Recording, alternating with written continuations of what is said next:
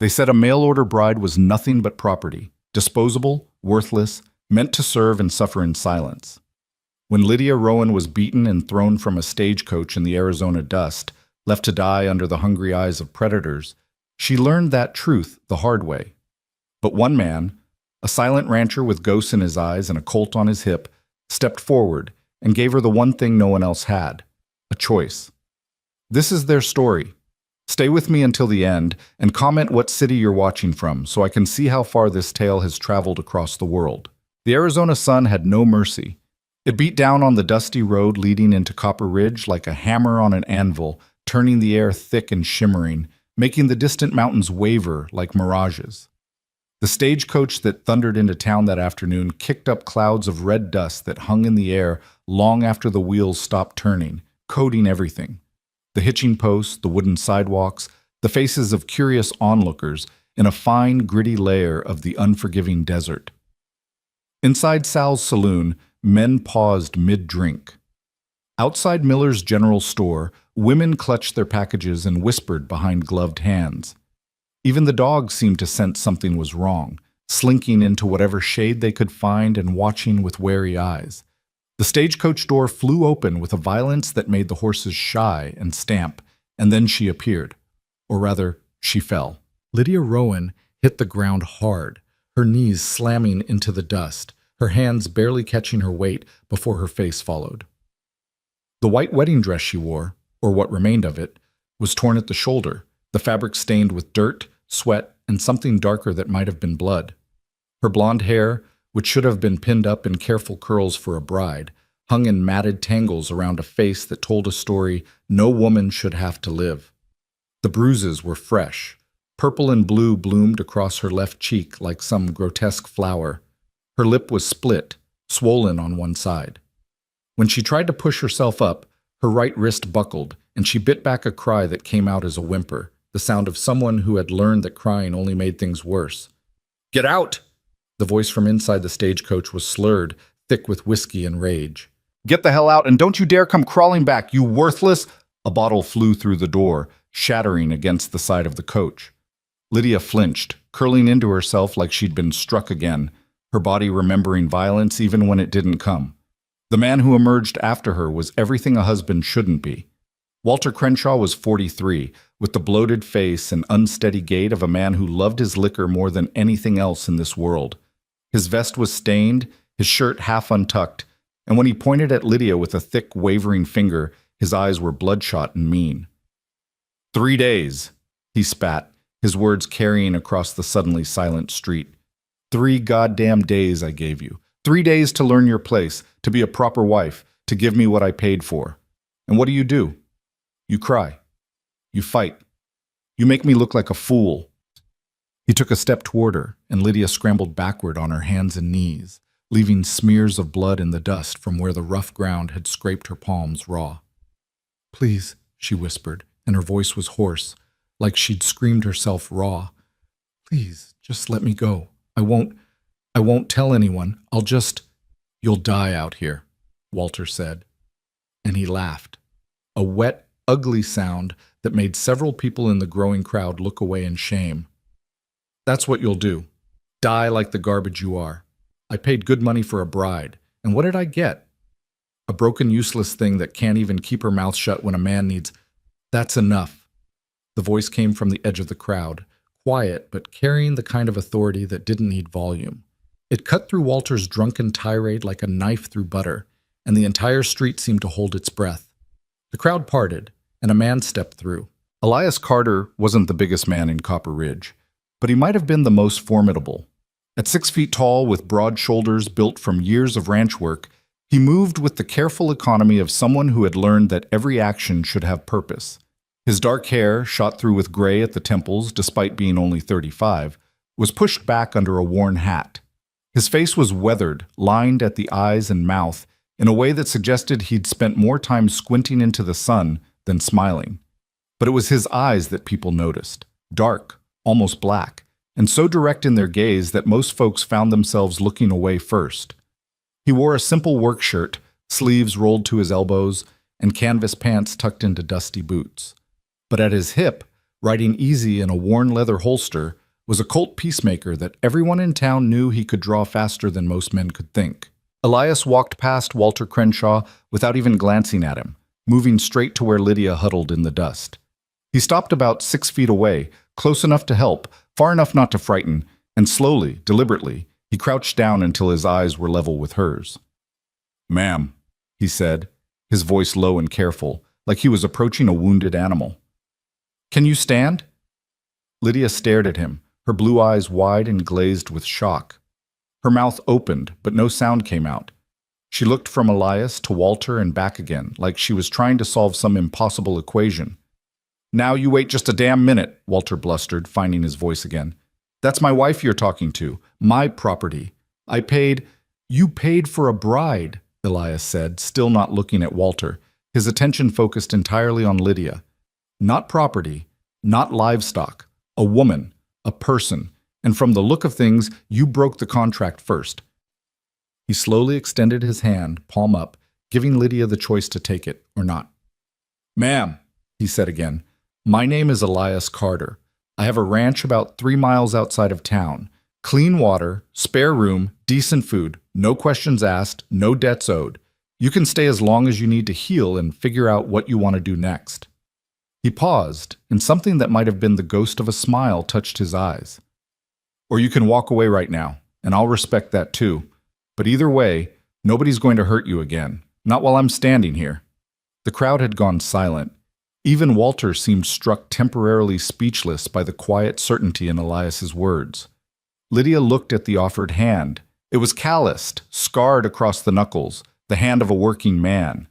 But there was no threat in it, no demand, just an offer, a choice. She hadn't been given a choice in so long. Her own hand trembled as she reached out. When her fingers touched his, Elias's grip was firm but gentle, and he helped her to her feet with the kind of care usually reserved for something precious and fragile.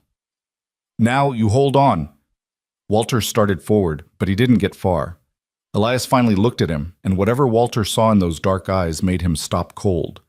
Elias's right hand hadn't moved from Lydia's, but his left had drifted to his hip, fingers brushing the grip of his Colt with the kind of casual intimacy that spoke of long familiarity. "You have 2 choices," Elias said, his voice still quiet but now carrying an edge sharp enough to cut bone.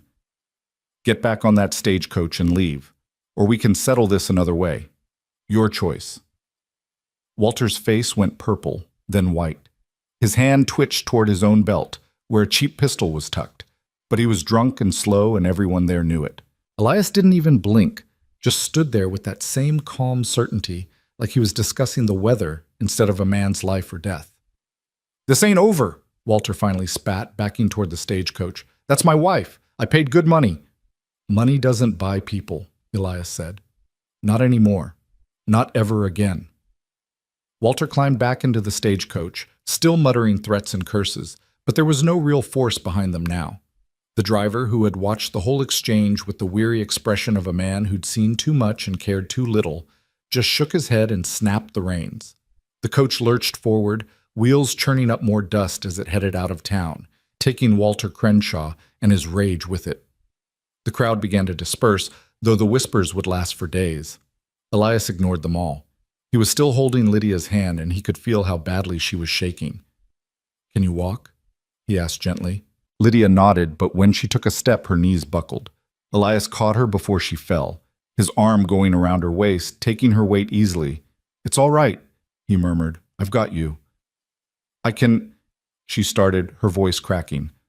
"I can walk. I don't need—" "I know," Elias said, "but you don't have to. Not right now."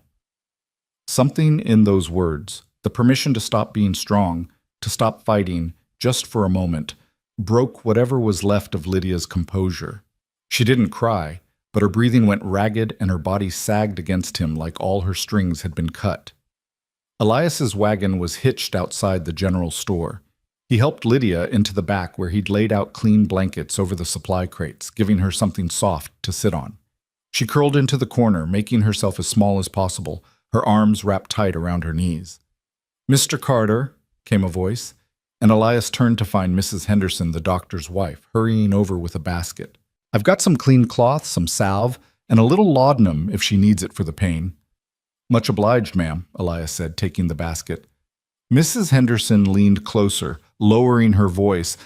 That was a brave thing you did, Elias, but you know there'll be talk. There's always talk, Elias said simply.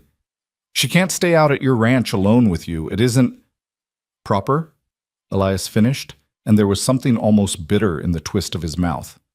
No, I suppose it isn't, but leaving her to die in the street isn't proper either, and I know which one I can live with. Mrs. Henderson opened her mouth, closed it, then nodded slowly. If anyone asks, I'll tell them she's recovering under medical supervision. That should quiet some of the gossips. Appreciate that. Elias climbed up onto the wagon seat and took the reins. As they rolled out of town, he could feel eyes watching from every window, could almost hear the whispers already starting. He didn't care. He'd stopped caring about what people thought a long time ago, when caring had cost him everything that mattered.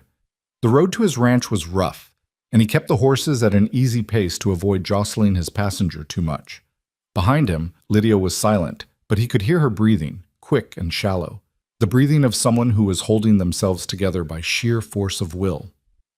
Ma'am, he said after a while, not turning around. There's water in the canteen under the seat if you're thirsty. Food too, though it's just some jerky and hardtack. Not much, but it's clean. No response. He hadn't really expected one. The ranch is about 30 minutes out, he continued, his voice low and steady. Small place. Just me and my foreman, Miguel, though he's getting up in years and mostly works the north pasture these days. Got a housekeeper, Rosa, who comes 3 times a week from town. Good woman. Keeps to herself, doesn't gossip. Still nothing, but he thought maybe Lydia's breathing had slowed a fraction. Got a spare room, Elias went on. Used to be. He stopped, swallowed. It's clean, private. Lock on the door if you want it. I can leave the key on your side so you're the only one who can get in. This time, he heard a small sound, almost like a sob that had been swallowed back down. You don't owe me anything, Elias said, and his voice was firm now, leaving no room for doubt. Not work, not money, not anything. You hear me? You don't owe anyone anything anymore. You're not property. You're not bought and paid for. You're a person, and you deserve to be treated like one. They rode in silence after that, the only sounds the creak of the wagon, the steady clop of hooves, and the whisper of wind through the scrub brush that dotted the landscape. The Carter Ranch appeared gradually, rising out of the desert like it had always been there and always would be. It wasn't much. A simple 2-story house with a wide porch, a barn that had seen better days, a handful of outbuildings, and a windmill that turned slowly in the breeze, pulling water up from some hidden depth below. Fences marked out pastures where a few dozen cattle grazed, and beyond that, the land stretched out red and empty all the way to the purple mountains that marked the horizon. But after the chaos of town, after the violence and the fear, the ranch felt like sanctuary, quiet, safe, still. Elias pulled the wagon up to the house and set the brake. He climbed down and moved to the back, offering his hand again. Let's get you inside, he said. This time, Lydia took his hand without hesitation. Her legs were steadier now, though she still moved like everything hurt. Elias kept his hand at her elbow, ready to catch her if she fell, as he guided her up the porch steps and through the front door. The inside of the house was simple but clean. Hardwood floors worn but well kept. Furniture that was functional rather than fancy. A sturdy table, a few chairs, a sofa that had seen better days but was still comfortable. The walls were bare except for a few simple shelves holding books and what looked like navigational equipment. No photographs, no paintings, nothing personal that might tell a story about who lived here. Kitchen's through there, Elias said, gesturing. Pump works, so there's always fresh water. Privy's out back, though I'm working on getting proper plumbing run in from the well. Bathroom's upstairs with a tub, but I'll need to haul water up if you want a hot bath. He led her to the stairs, taking them slowly, and opened a door at the end of the hall. The room was small but bright, with a window that looked out over the eastern pasture.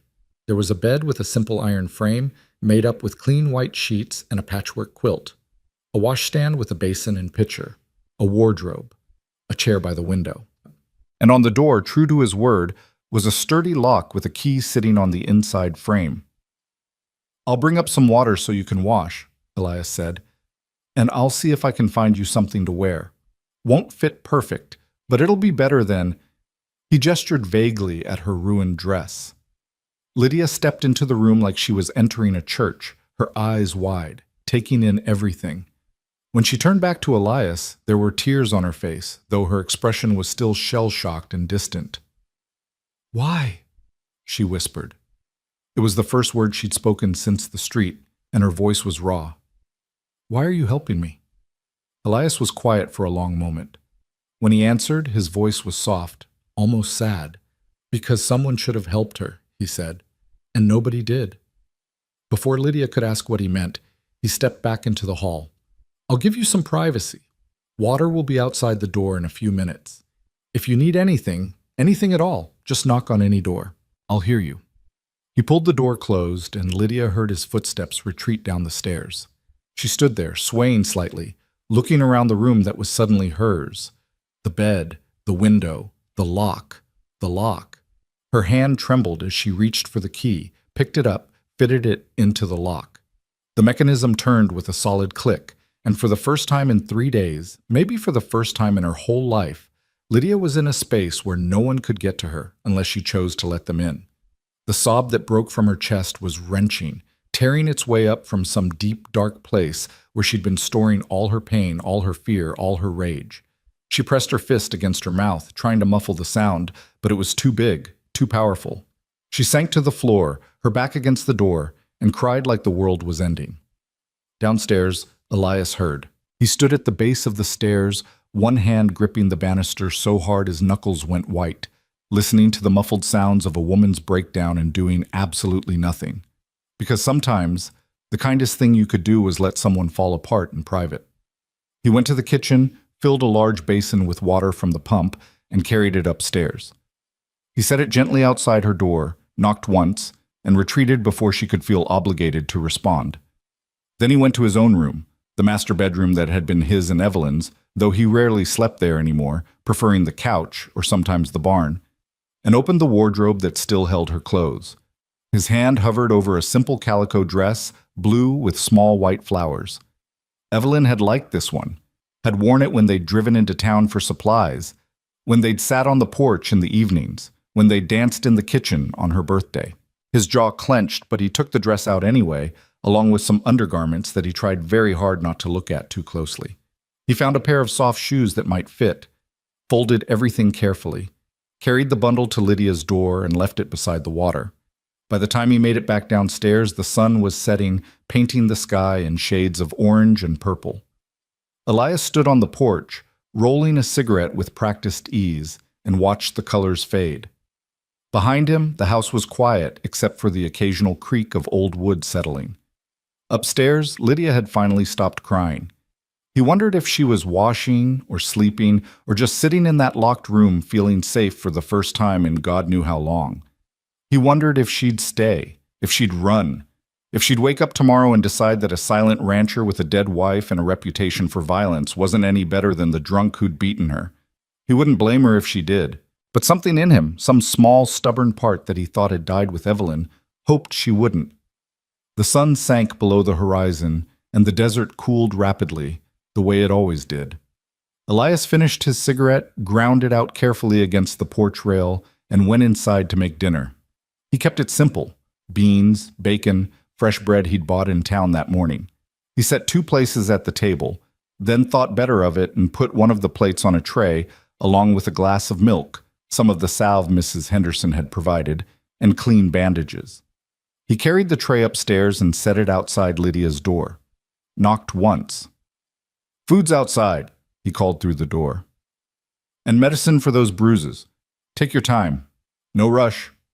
He went back downstairs and ate alone at the table, the way he'd been eating for 3 years now, the way he'd expected to eat for the rest of his life. The food tasted like ash, but that was nothing new. He was washing his plate when he heard the soft creak of her door opening.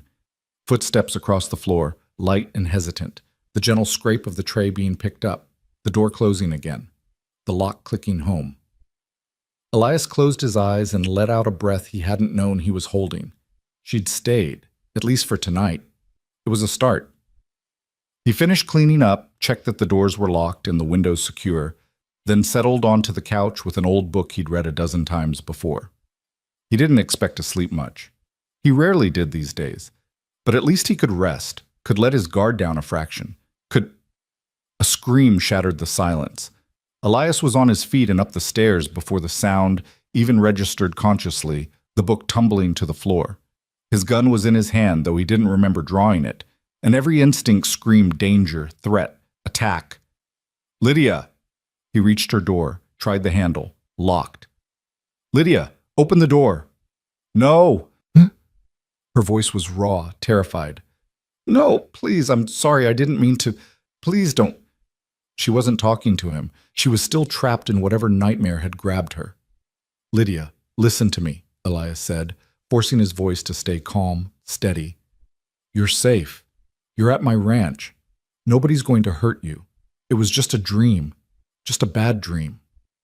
Please, she sobbed. Please, I'll be good. I promise I'll be good. Just don't.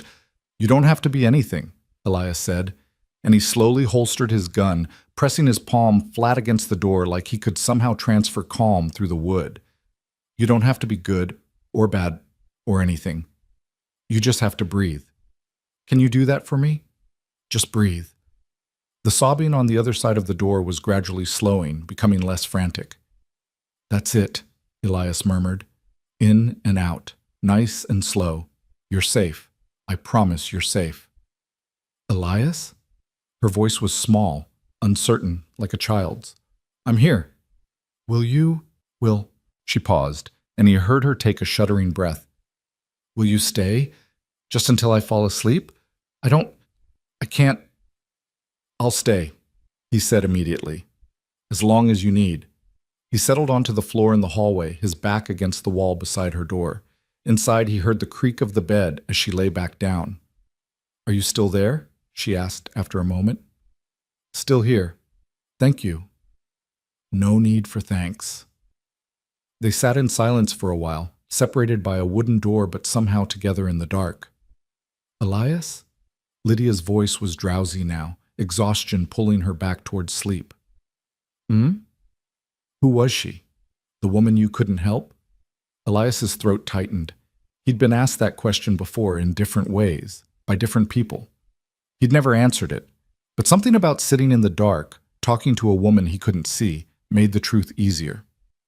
My wife, he said quietly. Her name was Evelyn. What happened to her?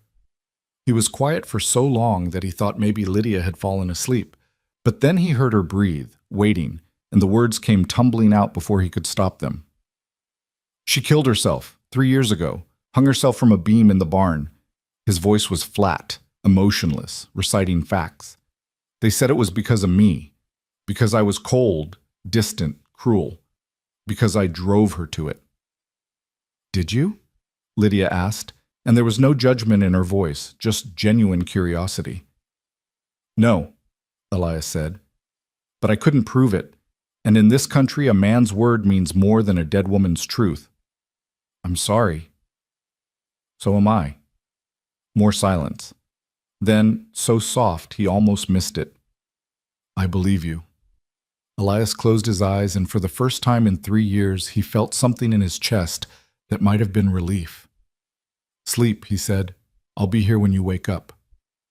And he was. When the sun rose the next morning, painting the hallway in shades of gold, Elias was still there, his back against the wall, his legs stretched out in front of him. He hadn't slept, but that was fine. He hadn't expected to. Inside the room, Lydia had finally found peace enough to rest, her breathing deep and even. And for the first time in a very long time, the Carter Ranch held 2 broken people instead of just 1. It wasn't healing, not yet, but it was the first step, and sometimes that's all you can ask for. The first week passed like a fever dream, measured not in days but in small mercies and careful distances. Lydia slept mostly, her body demanding payment for 3 days of terror and a lifetime of just barely surviving. She would wake in the afternoon to find food outside her door, simple things, nothing that required her to face anyone. Biscuits with honey, cold chicken, fresh milk in a blue ceramic pitcher.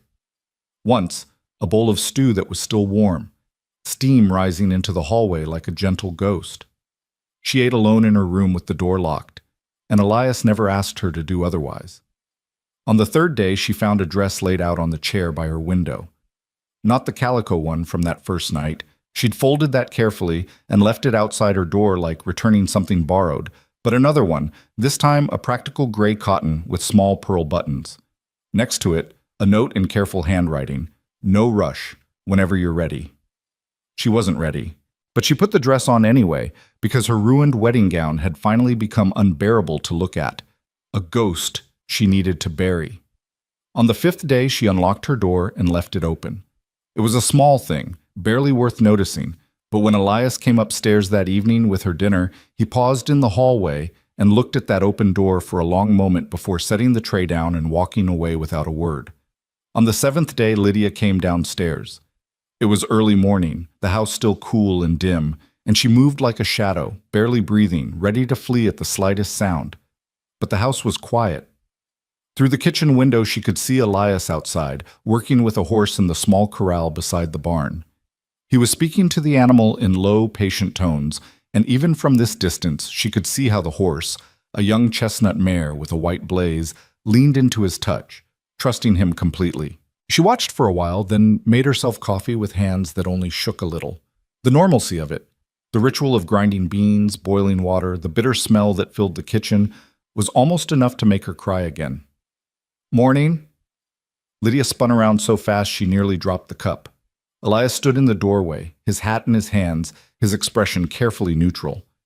"Sorry," he said immediately. "Didn't mean to startle you. I came in the back door." It's fine," Lydia managed, though her heart was hammering against her ribs. "I was just making coffee," Elias finished.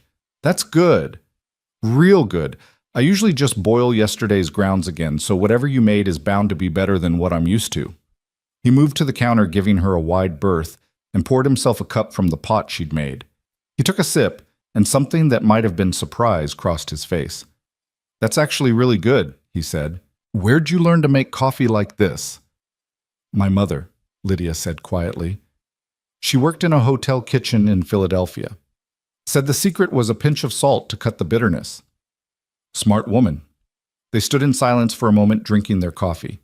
The kitchen filled with pale morning light, and somewhere outside a rooster crowed, announcing the day whether anyone wanted it or not. "I should get back to work," Elias said finally, "but if you're up for it, there's eggs in the basket by the stove, fresh this morning. Help yourself to whatever you want." "Mr. Carter," Lydia said, and he paused. "Why haven't you asked me any questions?" Elias turned to look at her, his dark eyes unreadable. "Because you'll tell me what you want me to know when you're ready to tell it," he said. "And anything you don't want me to know isn't any of my business." Most people wouldn't see it that way. I'm not most people. He settled his hat back on his head and moved toward the door, but Lydia's voice stopped him again. "I was a seamstress," she said, the words coming out in a rush like she needed to say them before she lost her nerve. "In Philadelphia. I lived with my aunt after my parents died. Yellow fever. I was 16. My aunt, she wasn't cruel exactly, but she made it clear I was a burden. When I turned 23, she said it was time I found a husband or found somewhere else to live." Elias didn't turn around, but she could see the tension in his shoulders, the way he was listening with his whole body. "I didn't have any prospects," Lydia continued. "No dowry, no connections, no beauty to speak of. So I answered an advertisement in the paper. A rancher in Arizona, looking for a wife. The letter he sent was kind, gentle. He talked about building a life together, about partnership and respect. He seemed like a good man." "Walter Crenshaw," Elias said, and his voice had gone flat and hard. "Yes, but the man who wrote those letters wasn't the man who met me at the station in Tucson. That man was already drunk. That man looked at me like I was a piece of property he'd ordered from a catalog and was disappointed with the quality of." She set her coffee cup down because her hands were shaking too badly to hold it anymore. "The first night, Her voice broke, and she had to stop, had to breathe, had to force the words out past the tightness in her throat. "He tried to force himself on me. I fought him, scratched his face, screamed, locked myself in the room he'd given me. And for 3 days, every time he got drunk enough, he'd come back. He'd beat on the door, threaten me, tell me all the things he was going to do to me for being an ungrateful, cock-teasing little— You don't have to say it, Elias interrupted. And when he finally turned to face her, there was something terrible in his eyes. Not directed at her, never at her, but burning there nonetheless. You don't have to tell me what he said. On the third day, the door broke, Lydia whispered. He came in, and he was so angry, and She touched her face, tracing the fading bruises. When he was done, he threw me in the stagecoach like garbage, told the driver to dump me in Copper Ridge because he was done with me. Said I could rot in the desert for all he cared. The silence that followed was heavy enough to crush stone. I'm going to kill him, Elias said finally, and he said it the way other men might say, I'm going to town, or I'm going to check the fences, like it was a simple statement of fact, not a promise of violence. No, Lydia said, and her voice was stronger now, harder. You're not, because that's what he wants. He wants to matter. He wants to be important enough that someone would risk their life over him. And he's not. He's nothing. Just another drunk small man who has to hurt women to feel powerful. Elias studied her for a long moment, and something that might have been respect flickered in his expression. You're stronger than you think, he said. I don't feel strong. The strong ones never do. He picked up his own coffee cup, drained it, and set it in the sink. I've got work to do. But Lydia, you're safe here, for as long as you want to stay. And if Walter Crenshaw or anyone else comes looking for you, they'll have to go through me first. He left before she could respond, the screen door banging shut behind him, and Lydia stood alone in the kitchen with tears streaming down her face and something that felt almost like hope flickering in her chest. The days developed a rhythm after that. Lydia would wake early and make coffee, real coffee, the kind that didn't taste like boiled dirt, and Elias would appear from whatever corner of the ranch he'd been working and drink it like it was a gift from God.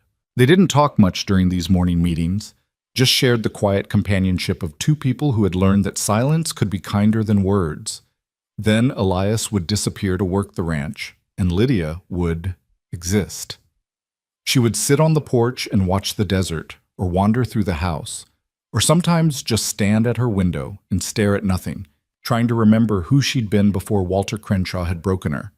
But slowly, incrementally, she started to reclaim herself. She found Elias's pathetic excuse for a garden, a few struggling tomato plants and some herbs that were more dead than alive, and brought it back to life with patient watering and careful weeding. She cleaned the house, not because she felt obligated, but because she needed something to do with her hands, needed to feel useful, needed to prove to herself that she could still create order from chaos. And she cooked. God, she cooked. Meals that weren't just fuel, but actual food. Bread that was fluffy and golden instead of hard as stone. Stews that didn't taste like leather. Roasted vegetables that made the whole house smell like comfort and home. She used the chicken's eggs to make custards and cakes. She found wild berries growing near the creek and turned them into preserves. Elias never asked her to do any of it, but the first time he came in from a long day of mending fence to find a real dinner waiting, pot roast with vegetables, fresh bread, and an apple pie that was still warm from the oven, he stopped dead in the doorway and just stared. You didn't have to do this, he said. I know, Lydia replied, but I wanted to. Is that all right? It's more than all right. They ate together that night, sitting at opposite ends of the table with 3 feet of empty space between them, but it was the first meal Lydia had shared with another person since Philadelphia, and it felt like something significant had shifted. This is the best thing I've eaten in 3 years, Elias said, after his third helping of pie. Your standards must be very low. They're not. You're just that good. He paused, then added carefully, if you wanted to keep cooking, I could give you money for supplies. Make a weekly run into town for whatever you need. I don't want your money. Then call it a trade. You cook, I'll buy the supplies. Fair exchange. Lydia considered this. Fair exchange, she agreed. It was the first contract she'd entered into willingly in longer than she could remember, and somehow that made all the difference. 2 weeks became 3, and 3 became 4. And somewhere in that time, Lydia stopped thinking of the ranch as a temporary shelter and started thinking of it as something that might, maybe, possibly become home. She learned the rhythms of the place, how Elias would ride out at dawn to check the cattle and wouldn't return until late morning, dusty and tired, but satisfied. How Miguel, the aging foreman, would stop by twice a week to discuss ranch business and would always tip his hat to her with a quiet señora that made her feel respected instead of owned. How Rosa, the housekeeper, would arrive on Wednesdays and Saturdays, a small, fierce woman in her 60s who had looked at Lydia's fading bruises that first day and said simply, "I'm glad you're here, mija. This house has been sad too long." She learned which floorboards creaked, which windows stuck, where the light fell best for reading in the afternoons. She learned that Elias kept a vegetable garden that he was terrible at maintaining, a small library full of books about astronomy and navigation, and a workshop in the barn where he built things with his hands when he needed to think. And slowly, carefully, she learned about Evelyn. Not from Elias, who rarely spoke about his dead wife except in brief, guarded moments, but from the house itself, from the dresses still hanging in the master bedroom wardrobe, from the pressed flowers marking pages in books, from the journal she found hidden in the back of a kitchen drawer, its leather cover worn soft with handling. She shouldn't have read it. She knew that. It was private, intimate, someone else's pain turned into words. But she couldn't help herself. The early entries were happy. Evelyn Carter had been young when she married Elias, barely 20 to his 28, and deeply in love. Her handwriting was looping and enthusiastic, decorated with little drawings of flowers and horses and the ranch she was so excited to make into a home. "Elias brought me wildflowers today," one entry read. "He's not a man of many words, but he speaks through gestures, through touches, through the way he looks at me when he thinks I'm not watching. I am so lucky to have found him." But as the months progressed, the entries changed. The drawings disappeared first. Then the enthusiasm dimmed, replaced by something more anxious, more fearful. "There was an incident in town today," one entry began, and Lydia felt her chest tighten. "A man, Mr. Hughes, one of the wealthier ranchers, stopped me outside the general store. He was too close, his breath smelled of whiskey, and he said things that made my skin crawl. Elias wasn't with me. I wish he had been. I wish I'd had the courage to tell Mr. Hughes to step away, but I was raised to be polite, to not make scenes. I just hurried home and tried to forget." But Evelyn couldn't forget. The entries that followed detailed a growing nightmare.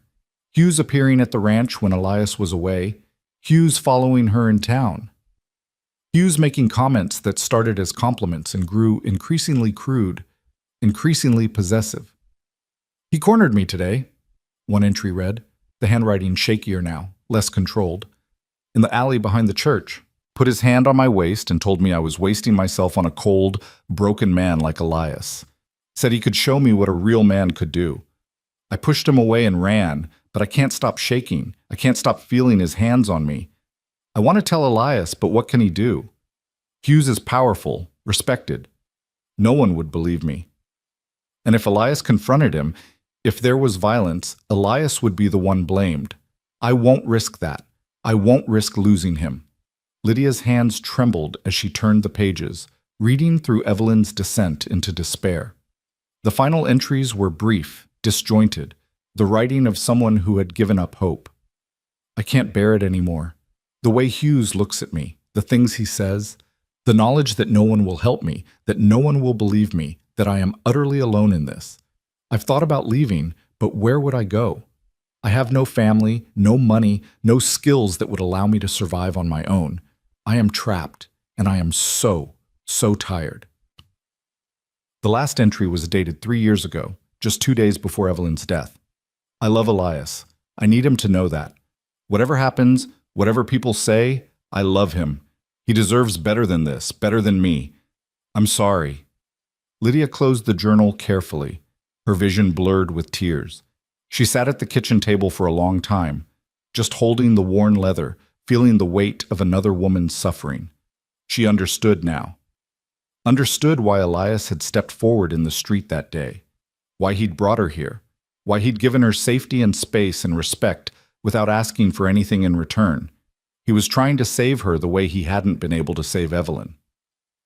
That evening, when Elias came in from working with the horses, Lydia had dinner ready, chicken and dumplings, one of his favorites, but she also had something else prepared. I found Evelyn's journal, she said before she could lose her nerve. Elias went very still. Where? Kitchen drawer. I'm sorry, I shouldn't have read it, but it's all right, he said quietly. I should have thrown it away. Or burned it. Or something. Why didn't you? He was silent for a long time, standing in the doorway with his hat in his hands, looking at nothing in particular. When he finally spoke, his voice was rough. Because it was proof, he said. Proof that she didn't kill herself because of me. Proof that Nathaniel Hughes destroyed her, but proving it and being believed are two different things. People think you drove her to suicide. Most of them, yeah. Hughes made sure of that. He was at her funeral, crying like he'd lost his own wife, telling anyone who'd listen how I was cold and cruel, how I didn't appreciate what I had, how poor Evelyn must have been so lonely, so desperate. His hands clenched around the brim of his hat. And I couldn't say a goddamn thing, because if I accused Hughes of assaulting her, of harassing her, people would say I was just trying to deflect blame.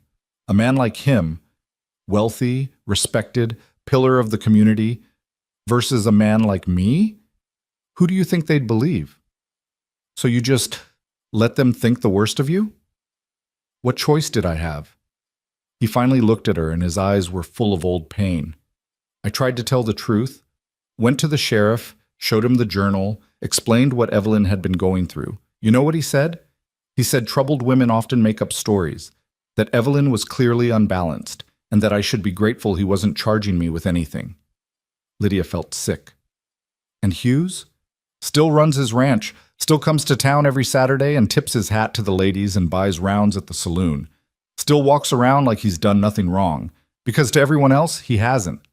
Elias's voice had gone flat, emotionless. He killed my wife as sure as if he'd pulled the trigger himself and he got away with it. I'm sorry, Lydia whispered. Don't be. It's not your fault. He set his hat on the hook by the door and moved to wash his hands at the pump. But now you know why I brought you here. Why I couldn't just walk away. Because you see Evelyn when you look at me. No, Elias said, and his voice was firm. I see someone who deserves better. Same as Evelyn deserved better. Same as every woman who's ever been hurt by a man who thought he had the right to hurt her. He dried his hands and turned to face her fully. You're not Evelyn, Lydia. You're you. And you deserve to be safe and respected and given the chance to heal. That's all I'm trying to do here. They ate dinner in comfortable silence after that, the weight of shared understanding settling between them like a bridge finally built. It was Rosa who brought the news from town. She arrived on a Wednesday afternoon with her usual basket of cleaning supplies and a face tight with worry. Lydia was hanging laundry on the line when Rosa hurried over, her voice low and urgent. There is talk, she said without preamble. Bad talk. About you and Elias. Lydia felt her stomach drop. What kind of talk? That you are living here unmarried. That it is improper. That Elias is taking advantage of you. Rosa's mouth pressed into a thin line. Clint Marlowe, the saloon owner, he is the worst. He says things, ugly things, about what you must be doing to earn your keep. Heat flooded Lydia's cheeks. I haven't. I know, Rosa said gently. Anyone with eyes can see that Elias treats you with nothing but respect. But people like Marlowe, they do not care about truth. They care about gossip, about feeling superior to others. What should I do? Nothing. You do nothing. You hold your head high and you live your life. Rosa squeezed her arm. But you should know that some people, they are pushing for the sheriff to investigate. They say that Elias has a history, that maybe you are in danger, that maybe he would never hurt me, Lydia said fiercely. I know that too. But they do not. Rosa glanced toward the house, where Elias was inside working on accounts. Just be careful, both of you. There are those in Copper Ridge who would like nothing more than to see Elias fail, and they will use you to do it if they can. That night, Lydia couldn't sleep. She lay in her bed, staring at the ceiling, listening to the house settle around her. Around midnight, she heard footsteps in the hall. Elias, restless as always, probably heading downstairs to read until dawn. She should stay in her room, should mind her own business, should... She was out of bed and in the hallway before she could talk herself out of it. Elias was sitting on the couch, a book open in his lap, but his eyes staring at nothing. He looked up when she appeared, surprise flickering across his face. "Can't sleep?" he asked. "Rosa told me about the gossip, about what people are saying." Elias closed his book. "I figured someone would eventually. This is a small town. People have nothing better to do than speculate about their neighbors." "Aren't you worried?" "About what people think of me?" "No. I stopped caring about that a long time ago. But they're talking about investigating you, about whether I'm safe here." "Are you?" Elias asked, and his eyes were direct, unflinching. "Safe here, I mean, because if you're not, if there's anything I've done that's made you uncomfortable or afraid, I need to know." "You've been nothing but kind to me," Lydia said. "You've given me everything and asked for nothing. You've treated me with more respect than anyone in my entire life. So yes, I feel safe here, safer than I've ever been." Something in Elias's expression softened. "Good, then the rest of it doesn't matter. But if the sheriff comes, then we'll deal with it, together." He paused, then added, "Unless you want to leave. I would understand if you did. If staying here is causing you more trouble than it's worth." "It's worth it," Lydia interrupted. "This place, this peace, it's worth whatever gossip people want to spread." They looked at each other across the dimly lit room, and something unspoken passed between them. Not love, not yet, but understanding, trust, the fragile beginnings of something that might, given time, become unbreakable. "You should get some sleep," Elias said finally. "So should you." "I will. Eventually." Lydia started back toward the stairs, then stopped. "Elias, thank you for everything, for seeing me as a person instead of just a problem to solve." "You were never a problem," he said quietly. "You were just someone who needed help, and I'm glad I could give it." She went back to bed, and this time she slept. But the peace wouldn't last, because 3 days later, Sheriff Tom Briggs rode up to the ranch with 2 deputies, and the careful life Lydia and Elias had been building started to crack. The sheriff was a large man gone soft around the middle, with a face like worn leather and eyes that had seen too much and cared too little. He dismounted slowly, his hand resting on his gun belt in a gesture that might have been habit or might have been threat. "Elias," he said by way of greeting. "Sheriff." Elias had come out onto the porch, and Lydia stood behind him in the doorway, her heart hammering. "What can I do for you?" "Got some complaints from town. People worried about this young lady here." He nodded toward Lydia, worried she might not be staying here of her own free will. "She is," Elias said flatly. "That true, miss?" The sheriff addressed Lydia directly. "You staying here because you want to, or because you're scared of what might happen if you leave?" Lydia stepped forward, forcing her voice to stay steady. "I'm staying because Mr. Carter offered me shelter when I had nowhere else to go. He's been nothing but respectful and kind. Whatever people are saying, it's not true." "You married to him?" "No." "Living as man and wife?" "No," Lydia said, heat flooding her cheeks. "I have my own room, my own space. Mr. Carter has we've never—" "That's enough," Elias interrupted, his voice dangerous.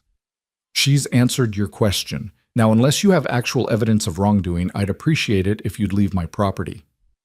The sheriff studied them both for a long moment. "Look, Elias, I'm not trying to cause trouble, but you've got to see how this looks. You, with your history—" "My history," Elias said slowly, "is of being a man who lost his wife to suicide after she was harassed by someone who was supposed to be a pillar of this community. My history is of trying to do the right thing and being punished for it. And now my history is of helping a woman who was beaten and abandoned, and somehow that's being twisted into something ugly. Is that what happened?" The sheriff looked at Lydia. "You were beaten?" "Yes," she whispered, and despite her best efforts, her voice shook. "By my husband, Walter Crenshaw. He married me by proxy, and when I arrived, he—" She stopped, swallowed, forced herself to continue. "He hurt me. For 3 days. Then he threw me out of a stagecoach and left me to die. Mr. Carter was the only person who helped me." The sheriff's expression shifted, something that might have been shame flickering in his eyes. I see. And this Crenshaw, where is he now? Gone. Left town the same day. And good riddance. Well, the sheriff shifted his weight, suddenly uncomfortable. I suppose that changes things a bit, does it? Elias's voice was cold. Or are you still going to investigate me because Clint Marlowe and his drinking buddies decided I must be doing something wrong? Now, Elias, get off my property, Tom. Unless you're charging me with something, we're done here. The sheriff opened his mouth, closed it, then nodded slowly. All right. But the talk isn't going to stop just because I'm satisfied. You might want to think about how this looks, for both your sakes. He and his deputies mounted up and rode away, leaving Lydia and Elias standing on the porch in heavy silence. I'm sorry, Lydia said finally. I'm bringing trouble to your door. You're not bringing anything, Elias said. The trouble was already here. It's been here since Evelyn died, since this town decided I was guilty without evidence. You're just giving them a new excuse to whisper and judge. Maybe I should leave, go somewhere else. Somewhere where people don't know. No. Elias turned to face her fully, and his eyes were fierce. Don't let them win, Lydia. Don't let them chase you away from the first safe place you've found. Stay. Fight. Show them that you won't be broken by gossip or judgment or their small, cruel minds. I don't know if I'm strong enough for that. You are, he said with absolute certainty. You're the strongest person I've ever met. You survived Walter Crenshaw. You can survive this.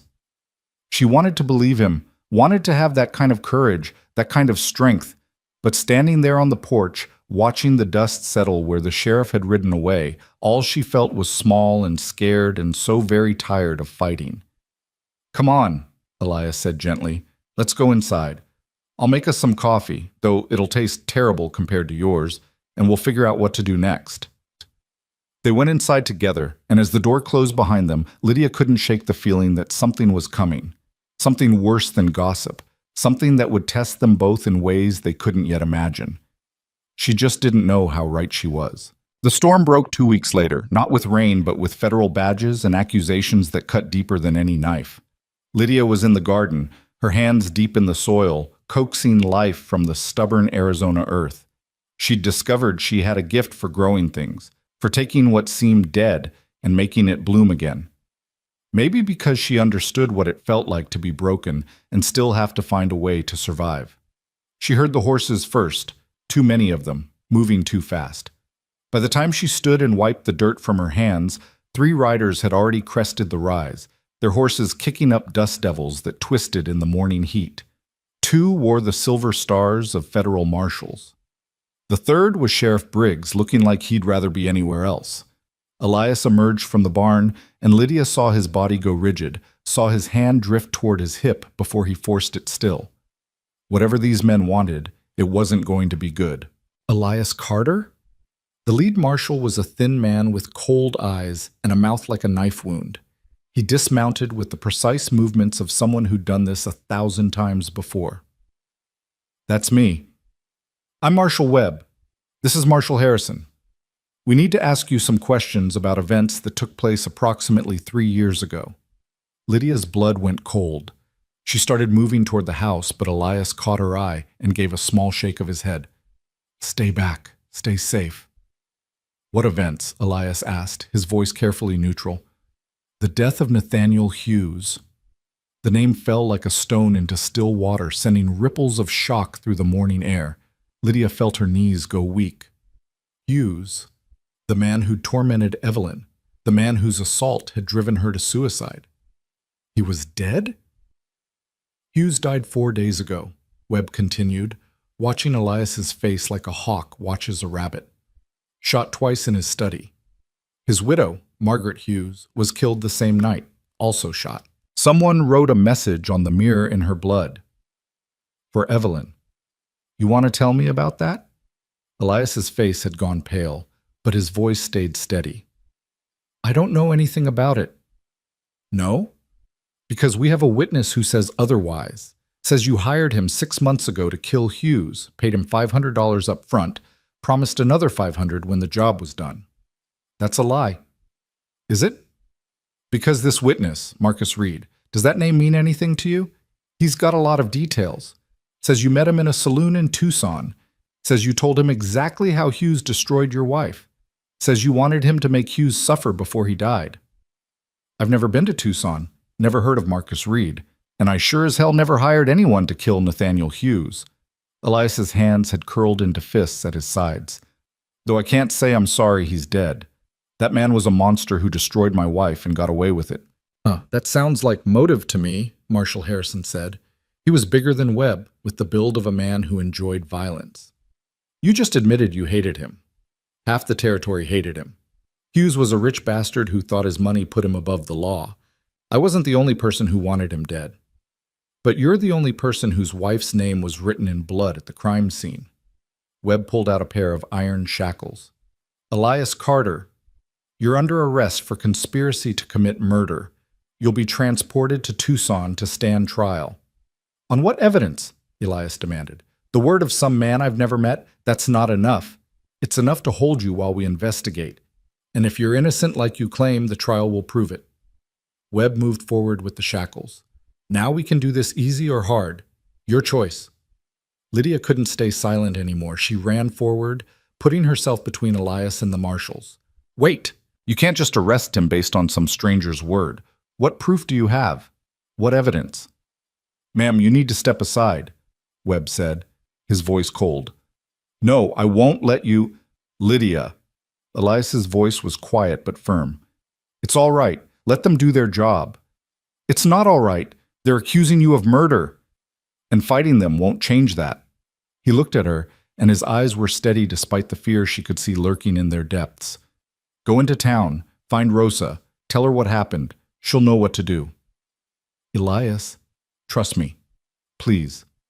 The marshals moved forward, and Elias held out his wrists without resistance. The shackles closed around them with a sound like bones breaking, and Lydia felt something inside her crack too. Where are you taking him? She demanded, turning on Webb. Tucson. He'll be held there until trial. Webb mounted his horse, and Harrison hauled Elias up onto a third mount, binding his hands to the saddle horn. If you're smart, ma'am, you'll forget about Elias Carter. Man's got nothing but trouble following him, and you don't want to be caught in that storm. They rode away, Elias sitting straight-backed and silent between the two marshals, and Sheriff Briggs lingered just long enough to say, I'm sorry, Miss Rowan. I tried to tell them this was wrong, but federal law trumps local jurisdiction. There's nothing I can do. Then he was gone too, and Lydia stood alone in the dust, watching the man who'd saved her life being taken away in chains. She didn't cry. Crying was a luxury she couldn't afford. Instead, she ran. The 3 miles into Copper Ridge had never seemed longer. Her lungs burned, her legs ached, but she didn't stop, didn't slow. She had to reach Rosa, had to figure out what to do, had to find some way to save Elias the way he'd saved her. She found Rosa at the church, cleaning as she always did on Thursday mornings. The older woman took one look at Lydia's face and set down her broom. Tell me, she said simply. Lydia told her everything, the words tumbling out in a breathless rush. Rosa's face grew darker with each sentence, her mouth pressing into a thin, hard line. Marcus Reed, she muttered when Lydia finished. I know this name. He is a drunk, a liar. He would say anything for money. Then how do we prove it? How do we show the marshals they've arrested the wrong man? We find the truth. Rosa straightened, and despite her small stature and advanced age, there was something fierce about her, something that reminded Lydia of a mother bear protecting her cubs. Come. We go to the sheriff. We make him help us. But Sheriff Briggs was less than helpful. He listened to their pleas with the expression of a man watching a train wreck he was powerless to stop. Look, I believe Elias is innocent, he said, spreading his hands helplessly, but believing isn't enough. The federal marshals have jurisdiction here, and unless we can prove Reed is lying, there's nothing I can do. Then help us prove it, Lydia said desperately. Where's Reed now? Can we talk to him? He's in Tucson being held as a material witness. You'd never get access to him. What about the crime scene? Can we? It's been cleaned. Margaret Hughes' family claimed the body and the property. There's nothing left to investigate. Lydia wanted to scream, to rage, to break something. Instead, she forced herself to think. There has to be something, some way to prove Elias is innocent. If there is, I don't know what it would be. Briggs leaned back in his chair, looking older and more tired than Lydia had ever seen him. I'm sorry, I truly am, but sometimes the system fails good people, and there's nothing anyone can do about it. Rosa and Lydia left the sheriff's office in heavy silence. Outside, the sun was merciless, beating down on the dusty street like judgment itself. We don't give up, Rosa said firmly. There is always a way. We just need to find it. They spent the next 2 days searching. Rosa talked to everyone she knew, collecting gossip and rumors and fragments of truth. Lydia went through Evelyn's journal again, looking for anything that might help Elias's case, any detail that might prove his innocence. But every lead went nowhere. Every hope turned to ash. On the third day, a stranger rode into town. Lydia was at the general store, buying supplies for the ranch that now sat empty without Elias there to work it, when she heard the commotion outside. She emerged to find a young man dismounting from an exhausted horse, his face drawn with fatigue and worry. He was perhaps 25, with sandy brown hair and eyes the same shade of blue as her own. When he turned and saw her, he stopped dead. Lydia? His voice cracked on her name. She stared at him, her mind refusing to process what her eyes were seeing. Thomas? Her brother, her baby brother, who she hadn't seen in 7 years, who she'd thought had forgotten she existed, crossed the dusty street in 3 strides and pulled her into a crushing hug. Thank God, he breathed into her hair. Thank God I found you. What are you doing here? How did you... I've been looking for you for months. He pulled back, keeping his hands on her shoulders like he was afraid she might disappear. When Aunt Margaret said you'd gone to Arizona to marry some rancher, I tried to find out where. But the agency that arranged the marriage, they wouldn't give me any information, said it was confidential. So I came out here myself and started checking every town, every ranch, asking about mail-order brides. Lydia felt tears burning her eyes. Thomas, I know, he said gently. I know what happened with Crenshaw. I went to Tucson first, tracked him down. He told me his version, but I didn't believe him. I knew there had to be more to the story. How did you find me here? Asked around in Tucson about abandoned brides. A stagecoach driver remembered a woman in a torn wedding dress. Told me he'd dropped her in Copper Ridge. So I came here, and everyone's talking about you and some rancher named Carter, and... He stopped, studying her face. Are you all right? Did he hurt you? No, Lydia said quickly. No, Elias saved me. He's a good man, Thomas, the best man I've ever known. But he's in terrible trouble, and I don't know how to help him. She told him everything as they walked back to the ranch together, about Evelyn, about Hughes, about the accusations and the arrest. Thomas listened without interrupting, his expression growing darker with each revelation. This Marcus Reed, he said when she finished. The man who claims Elias hired him. I know that name. Lydia's heart jumped. You do? Yeah. He was in Tucson when I was there, bragging in a saloon about how he'd made easy money giving false testimony to some federal marshals. Said he'd memorized a script they'd written for him, played his part perfectly, and walked away $500 richer. That's proof. Lydia grabbed his arm. Thomas, that's proof Elias is innocent. It's hearsay. My word against Reed's, but... He paused, thinking hard. But I wasn't the only person in that saloon. There were others who heard him. If we could get them to testify. Would they? Would they go against federal marshals? Some might, if we can convince them it's the right thing to do. Thomas's jaw set with determination. We need to go to Tucson. Now. Before the trial starts. I can't leave the ranch. Someone needs to... I'll stay, Rosa said. She'd followed them from town and had been listening quietly. I'll take care of the animals, the house. You go. Save Elias. Rosa, I can't ask you to... You're not asking. I'm telling. Rosa squeezed Lydia's hand. Elias is a good man who has suffered enough. And you love him, even if you haven't said the words yet. Go. Fight for him the way he fought for you. Lydia felt heat flood her cheeks, but she didn't deny it. How could she, when Rosa was right? Somewhere between the broken bride in the dust and the woman she was now, she'd fallen in love with the silent rancher who'd given her everything and asked for nothing. We'll leave at dawn, Thomas said. It's a hard 3-day ride to Tucson. Can you handle it? I can handle anything, Lydia said, and she meant it. If it means saving Elias. They left before the sun rose, riding 2 of Elias's horses with supplies packed for the journey. Rosa stood on the porch and watched them go, her hand raised in farewell or blessing or both. The ride to Tucson was brutal. The Arizona desert showed no mercy to travelers, and they pushed the horses as hard as they dared, stopping only to water them and grab a few hours of sleep.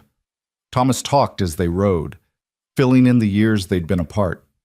He'd left Philadelphia at 18, unable to bear living under Aunt Margaret's roof any longer. He'd gone west, working cattle drives and mining camps, saving every penny. When he'd finally saved enough to come back for Lydia, she was already gone. "I'm sorry," he said on the second day, his voice rough with emotion. "I should have come back sooner, should have taken you with me when I left. I thought you'd be safe with Aunt Margaret, until I could make something of myself." "You couldn't have known what would happen," Lydia said. "And you're here now. That's what matters." They reached Tucson late on the 3rd day, their horses exhausted and their bodies aching. The town was bigger than Copper Ridge, loud and busy, and full of the kind of rough men who came west looking for fortune or freedom, or just a place to disappear. Thomas led them to a boarding house run by a widow who asked no questions and took their money without comment. They had one single day, before Elias's trial was set to begin. "The saloon where I heard Reed talking," Thomas said as they stood in their rented room, planning their next move. "It's called the Silver Dollar. We go there tonight, find the men who were there that night, convince them to testify. And if they won't, then we find another way. We don't stop until we've saved him, Lydia. I promise you that." The Silver Dollar was exactly what Lydia expected. Dark, smoky, full of men who looked like they'd knife you for $1 and not lose sleep over it. She drew stares as they entered, a woman in a saloon being unusual enough to warrant attention. But Thomas stayed close to her side, his hand never far from the knife at his belt. "There," he said, nodding toward a table in the back. "Those 3. They were here the night Reed was talking." They approached carefully. The men looked up as they arrived, their expressions ranging from curious to hostile. "Help you?" one of them asked. He was older, maybe 50, with a face like cracked leather and shrewd eyes. "My name's Thomas Rowan. I was here about 2 weeks ago, same night you were. There was a man named Marcus Reed bragging about lying to federal marshals for money." The men exchanged glances. "So?" another said. "So an innocent man is about to be tried for murder based on Reed's lies. And I need people who heard Reed's confession to testify to the truth." "Testify? Against federal marshals?" The first man laughed, but it wasn't a kind sound. "Boy, you must think we're stupid. You don't cross men with that kind of power unless you've got a death wish." "Please," Lydia spoke up, and all 3 men turned to look at her. "The man they arrested, Elias Carter, he saved my life. He gave me shelter when I had nowhere to go. He's a good man, and he doesn't deserve to hang for something he didn't do." "That's real touching, miss," the older man said. "But it ain't our problem." "Isn't it?" Thomas leaned forward, his voice low and intense. "How many times have you seen good men destroyed by corrupt systems? How many times have you watched the powerful get away with whatever they want while regular folks suffer? Here's a chance to actually do something about it, to make sure justice happens instead of just standing by and letting another innocent man die." The men were silent, considering. Finally, the third one, younger than the others, with a face that suggested he still had some conscience left, spoke up. "What would we have to do?" Hope flared in Lydia's chest. "Just tell the truth. Tell the court what you heard Reed say, that's all. And if the marshals come after us for it, then you'll have done the right thing," Thomas said, "and you'll be able to sleep at night knowing you saved an innocent man's life." How many people can say that? More silence. Then the older man sighed and pushed back his chair. "All right, I'll testify, but if this goes sideways, boy, you better be ready to face the consequences." "I am," Thomas said. Thank you. The other 2 agreed as well, though with obvious reluctance. They arranged to meet at the courthouse the next morning, and Lydia and Thomas left the saloon walking on air. "We did it," Lydia breathed. "We actually did it." "Not yet," Thomas cautioned. "We still have to convince the judge to hear their testimony. Still have to prove Reed was lying. But it's a start." They barely slept that night, too keyed up with anxiety and hope and fear. When dawn broke, they were already dressed and ready, standing outside the courthouse when the doors opened. The courtroom was surprisingly full. Apparently, news of Elias Carter's trial had drawn spectators from all over the territory, some curious, some bloodthirsty, all eager to see whether the rancher who'd supposedly hired a killer would hang. Elias was brought in wearing chains, and Lydia's heart broke at the sight of him. He looked thinner, paler, like 3 weeks in custody had aged him 5 years. But when his eyes found hers across the courtroom, something in his expression shifted. Surprise. Hope. Something that might have been love.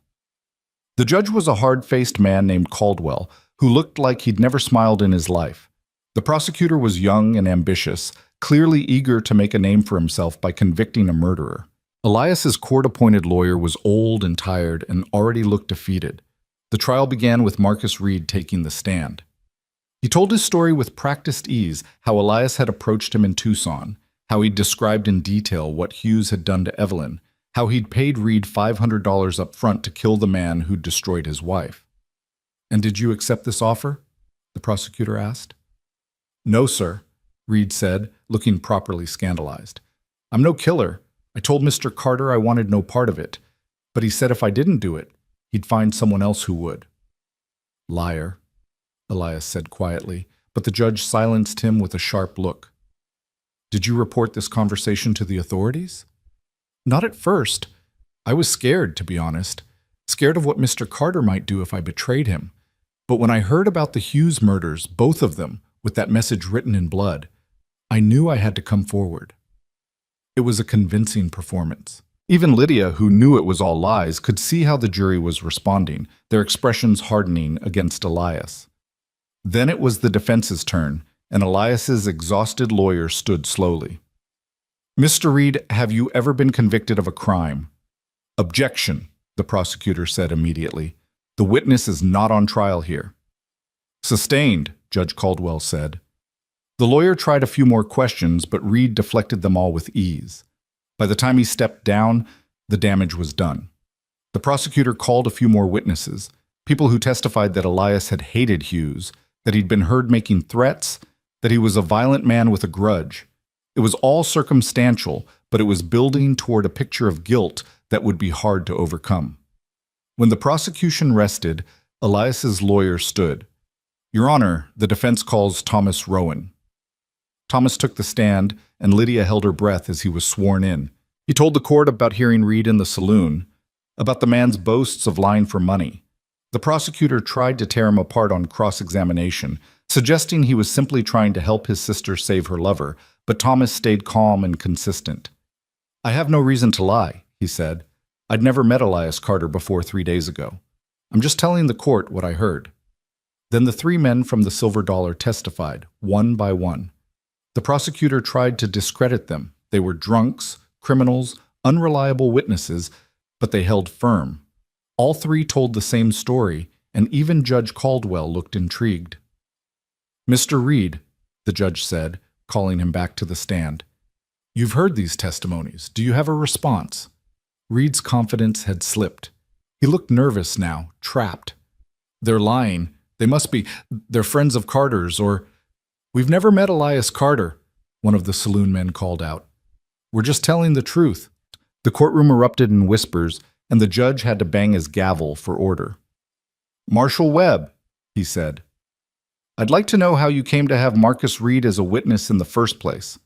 Webb stood, his face stony. "Reed came to us, Your Honor.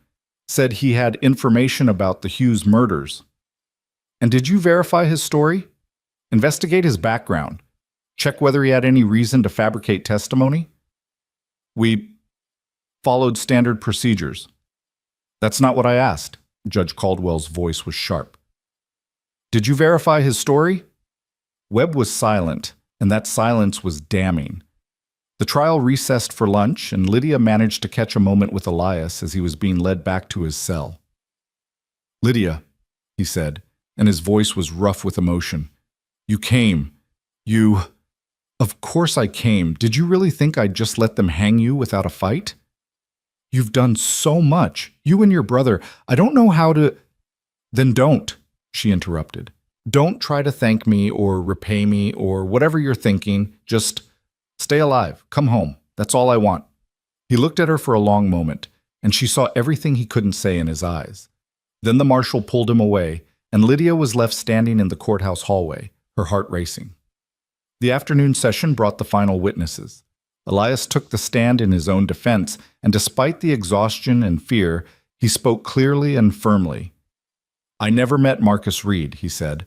I never hired anyone to kill Nathaniel Hughes. And while I can't say I'm sorry he's dead, that man destroyed my wife and faced no consequences. I didn't kill him. I'm not a murderer. Then who did kill him? The prosecutor demanded. Who else would have motive? Who else would write for Evelyn in blood? I don't know, Elias admitted. But just because I don't have an answer doesn't mean I'm guilty.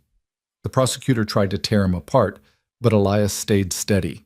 He told the truth about Evelyn, about Hughes, about the 3 years of grief and guilt he'd carried, and the jury listened. Then came the moment that changed everything.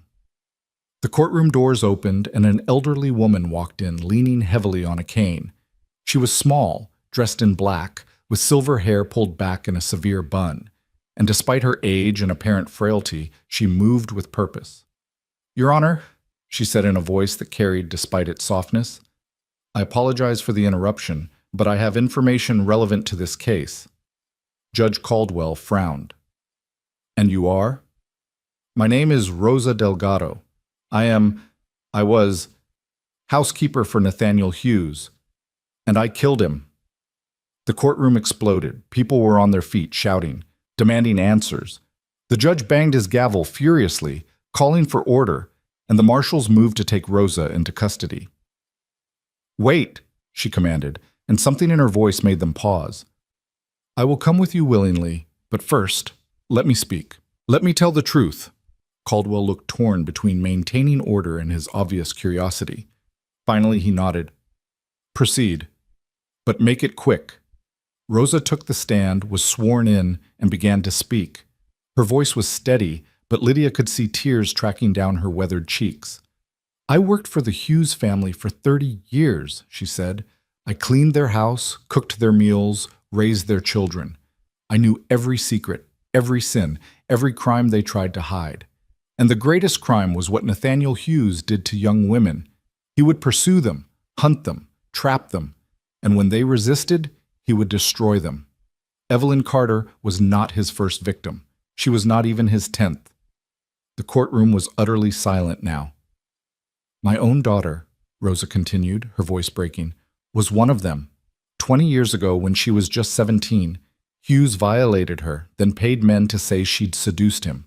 She hung herself from shame and despair, just like Evelyn Carter did, just like so many others. And so you killed him? Judge Caldwell asked quietly. Yes. I waited 20 years for justice. It never came. So I made my own. She straightened in her chair, dignity radiating from her despite everything. I knew where he kept his guns. I knew his habits, his schedule. I went to his study at night when he was drinking, and I shot him twice.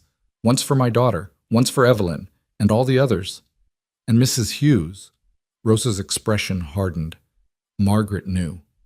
She knew what her husband did, and she protected him. She paid off witnesses, threatened victims, ensured her husband never faced consequences. She was as guilty as he was, so yes, I killed her too. The message on the mirror, the prosecutor said. For Evelyn. Why? Because Evelyn's death is what finally gave me courage. When I learned that Elias was being blamed, that he would hang for my actions, I knew I had to come forward. He is a good man who has suffered enough, and I am an old woman who is tired of carrying secrets and shame. She looked directly at Elias. I am sorry. I did not mean for you to suffer for my justice.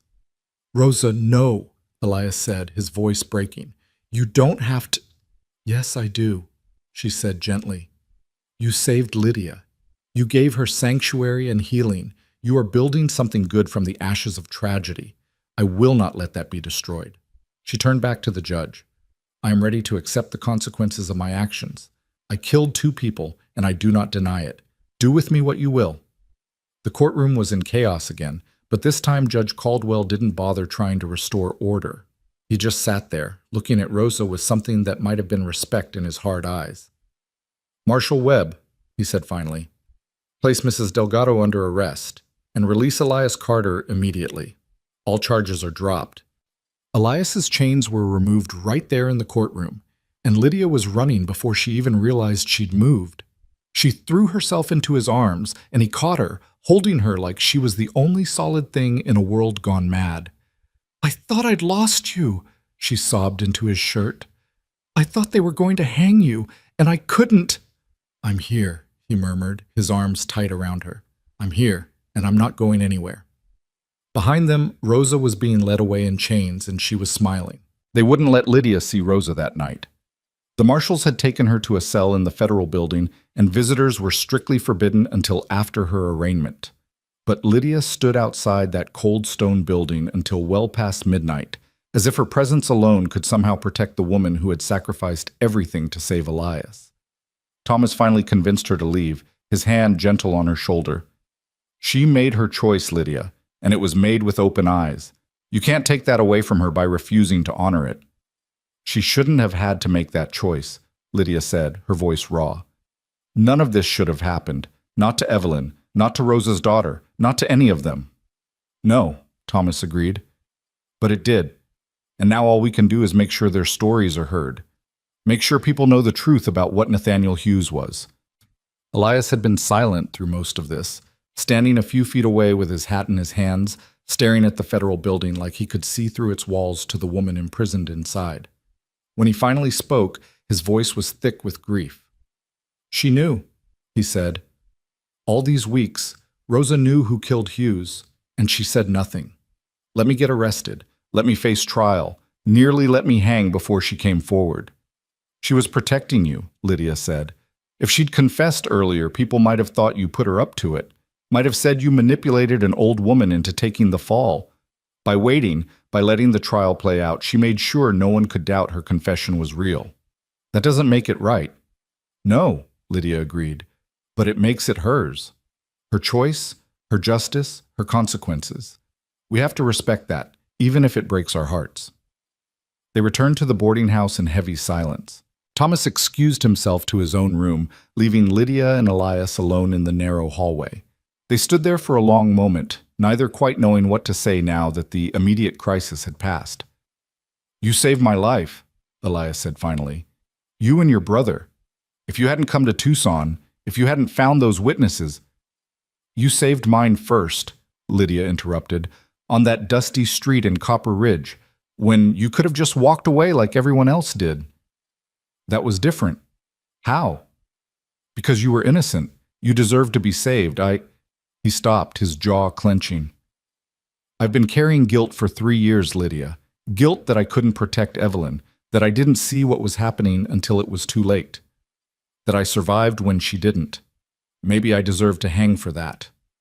"No." Lydia's voice was fierce, and she grabbed his arm, forcing him to look at her. "You didn't kill Evelyn. Hughes did. And you didn't deserve to die for his crimes any more than she did. Rosa knew that. That's why she came forward." Elias looked at her for a long moment, and she saw the war raging behind his eyes. The guilt, the grief, the desperate need to believe her warring with 3 years of self-blame. "I don't know how to let it go," he whispered. "The guilt, the anger. It's been with me so long, I don't know who I am without it." "Then maybe it's time to find out," Lydia said gently. She reached up and touched his face, her palm resting against his rough cheek. "You're not the man who failed Evelyn, Elias. You're the man who saved me, who gave me back my life, my dignity, my hope. That's who you are. That's who you've always been." He closed his eyes, leaning into her touch like a man dying of thirst finally finding water. When he opened them again, they were bright with unshed tears. "I don't deserve you," he said. "Good thing I'm not asking for permission." The laugh that broke from him was half sob, but it was real, and Lydia counted that as a victory. She let her hand fall, but he caught it, holding it between both of his. "Thank you," he said, "for everything, for believing in me when no one else did, for fighting when I couldn't, For, his voice broke, for being here. Where else would I be? They stood there in the dim hallway, holding hands like teenagers, until Thomas cleared his throat from his doorway.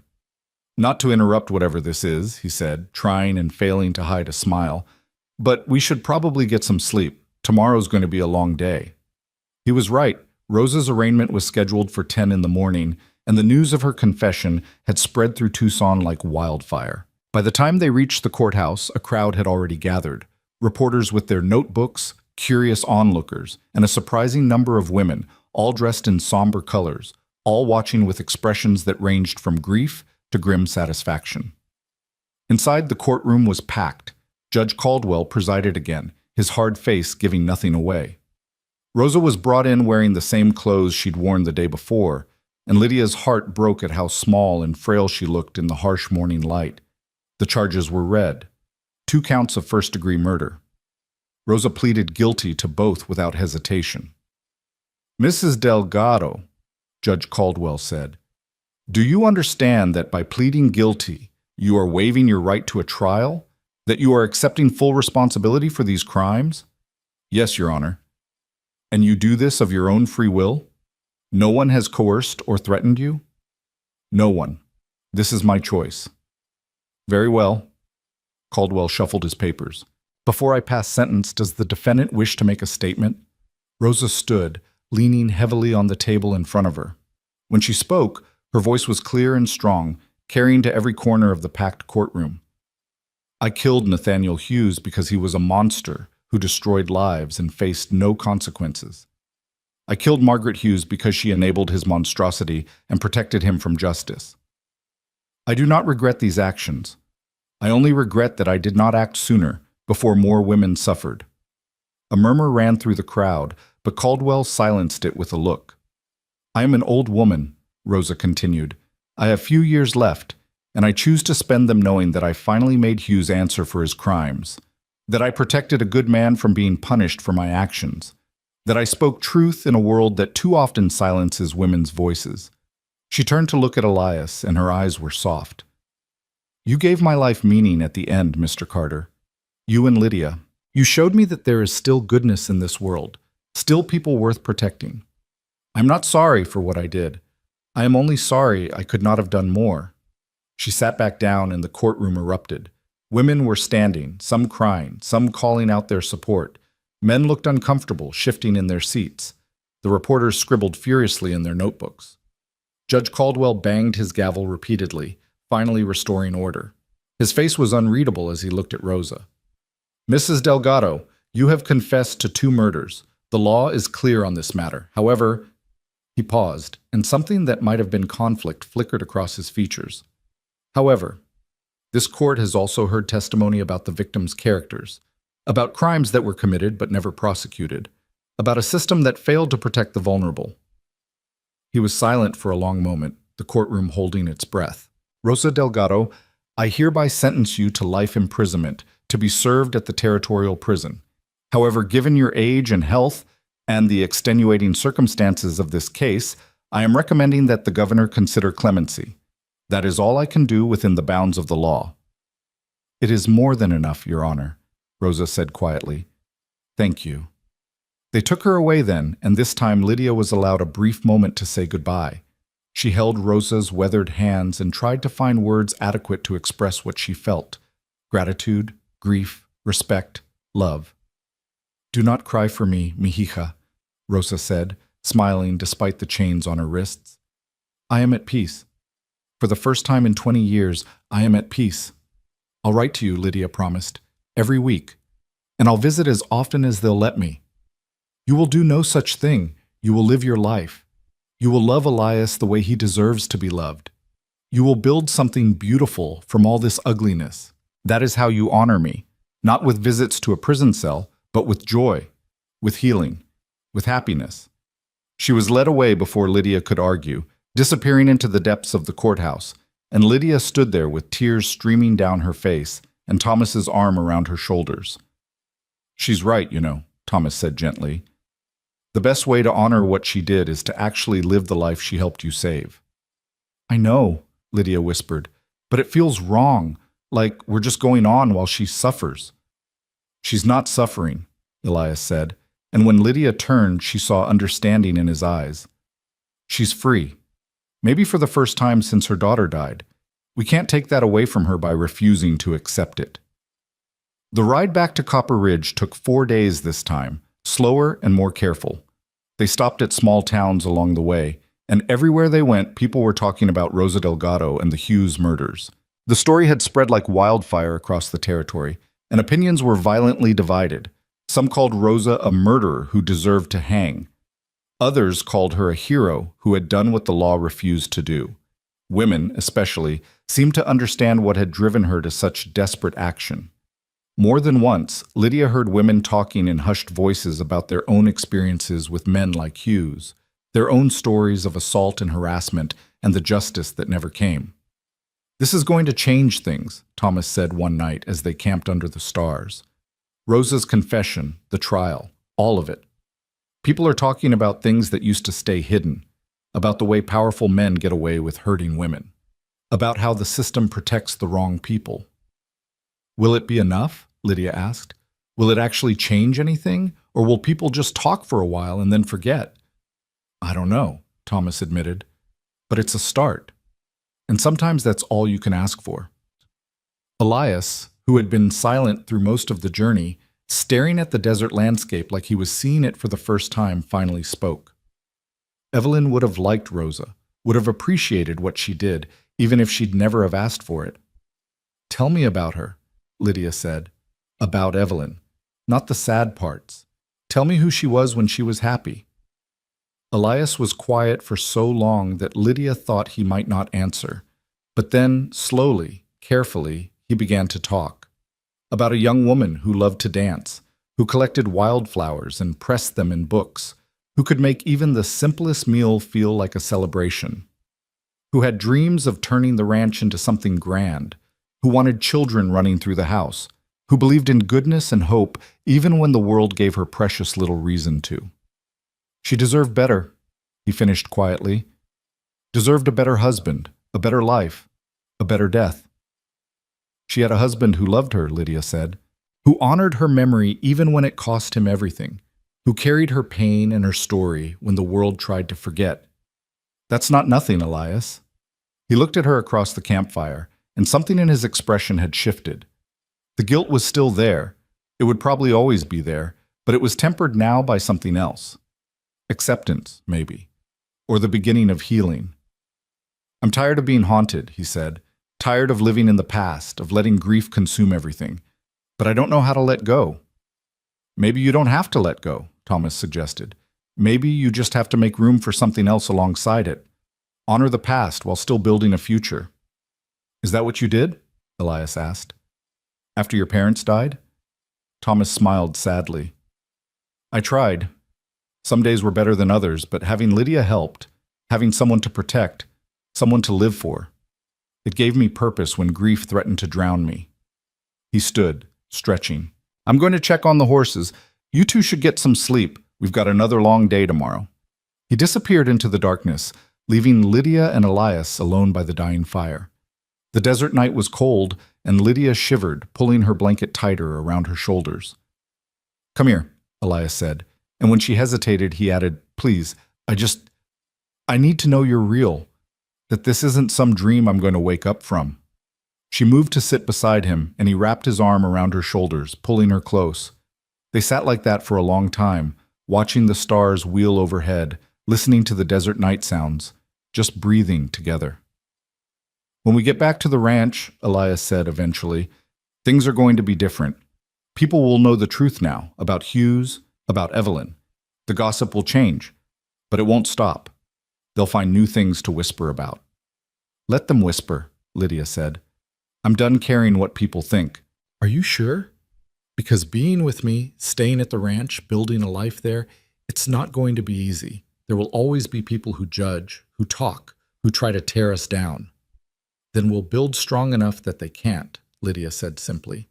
She pulled back to look at him, and in the firelight, his face was all sharp angles and shadows. "I'm not afraid of hard work, Elias. I'm not afraid of gossip. The only thing I'm afraid of is wasting this second chance we've been given. This opportunity to build something real. Is that what you want? Something real? With me? Yes, she said, and she'd never been more certain of anything in her life. If you want it too. Instead of answering with words, he kissed her. It was gentle, careful, a question asked and answered all at once.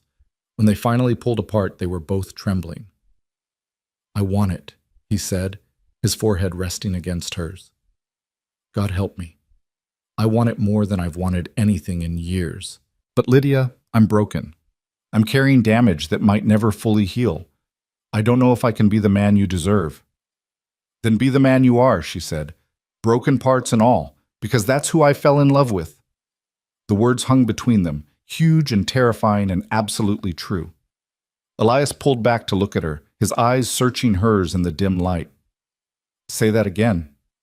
I love you, Lydia said, and saying it out loud felt like jumping off a cliff and learning to fly at the same time. I love you, Elias Carter. Your strength, your kindness, your quiet honor, the way you gave me safety when I had none. The way you see me as a person, not property, all of it. I love all of it. Lydia, he breathed. And then he was kissing her again, deeper this time, more certain. And for the first time since Evelyn's death, Elias Carter let himself hope that maybe, just maybe, happiness was still possible. They returned to Copper Ridge on a Thursday afternoon, dusty and exhausted and fundamentally changed. Word of Rosa's confession and Elias's exoneration had reached the town ahead of them, and the reception they received was markedly different from the suspicion and gossip that had plagued them before. Mrs. Henderson met them outside the general store, tears in her eyes. Mr. Carter, I'm so sorry. We should have believed you about Evelyn, should have listened when you tried to tell us the truth. It's in the past, Elias said, though his voice was tight. No, it's not, Mrs. Henderson insisted. What Hughes did, what he got away with for so long, that's on all of us. We enabled him by looking the other way. We protected him by choosing to believe his lies over your truth. That blood is on our hands, too. Other townspeople approached with similar sentiments, their guilt and shame palpable. Some were sincere, genuinely remorseful for the way they'd treated Elias. Others seemed more concerned with being on the right side now that public opinion had shifted. Sheriff Briggs pulled Elias aside, his expression grave. There's been developments about Hughes. Since Rosa's confession came out, 9 other women have come forward. 9 women who say Hughes assaulted or harassed them over the years. Some of their stories go back decades. 9, Elias repeated, his voice hollow. That we know of. Could be more who aren't ready to talk yet. Briggs looked older, more tired. Margaret Hughes's family is threatening lawsuits, trying to suppress the stories. But it's too late. The truth is out now, and it's uglier than anyone imagined. Good, Elias said flatly. Let it be ugly. Let everyone see what kind of man they were protecting. The ranch, when they finally reached it, looked exactly the same as when they'd left. The same weathered buildings, the same endless desert stretching to the horizon, the same windmill turning slowly in the breeze. But somehow it felt different now, lighter, like a weight had been lifted that Lydia hadn't even realized was there. Thomas stayed for 3 more days, helping with ranch work and getting to know Elias properly. The 2 men circled each other warily at first, but by the second day they'd found an easy rhythm, working side by side in companionable silence punctuated by occasional conversation. You take care of her, Smus, Thomas said on his last evening, sitting with Elias on the porch while Lydia cooked dinner inside. My sister. She's stronger than she looks, but she's been hurt badly. By our aunt, by Crenshaw, by life in general. She deserves gentleness. She'll have it, Elias promised, for as long as she wants to stay. She'll stay, Thomas said with certainty. She loves you, and Lydia doesn't love lightly or easily. When she gives her heart, it's forever. I don't deserve it. Probably not, but you've got it anyway. Don't waste it. Thomas stood, stretching. I need to head back east soon, got a job waiting in Colorado, but I'll come back to visit, and if you ever hurt her, you'll make me regret it. I know. Elias extended his hand. Thank you. For everything you did. For saving my life. Thomas shook his hand firmly. You saved hers first. I figure we're even." They said their goodbyes the next morning, Lydia crying despite her best efforts not to. "I'll write," she promised, "every week." "You better. And if you need anything, anything at all, you send word. I'll come running." He rode away, turning in his saddle to wave one last time before disappearing over the ridge. Lydia stood watching long after he'd gone, and Elias came up behind her, his hand settling gently on her shoulder. "You all right?" "I will be," she said. "It's just hard, saying goodbye." "He'll be back, and in the meantime you've got me." She turned to face him, a smile breaking through her tears. "Yes, I do, don't I?" The weeks that followed developed their own rhythm, different from before but no less comfortable.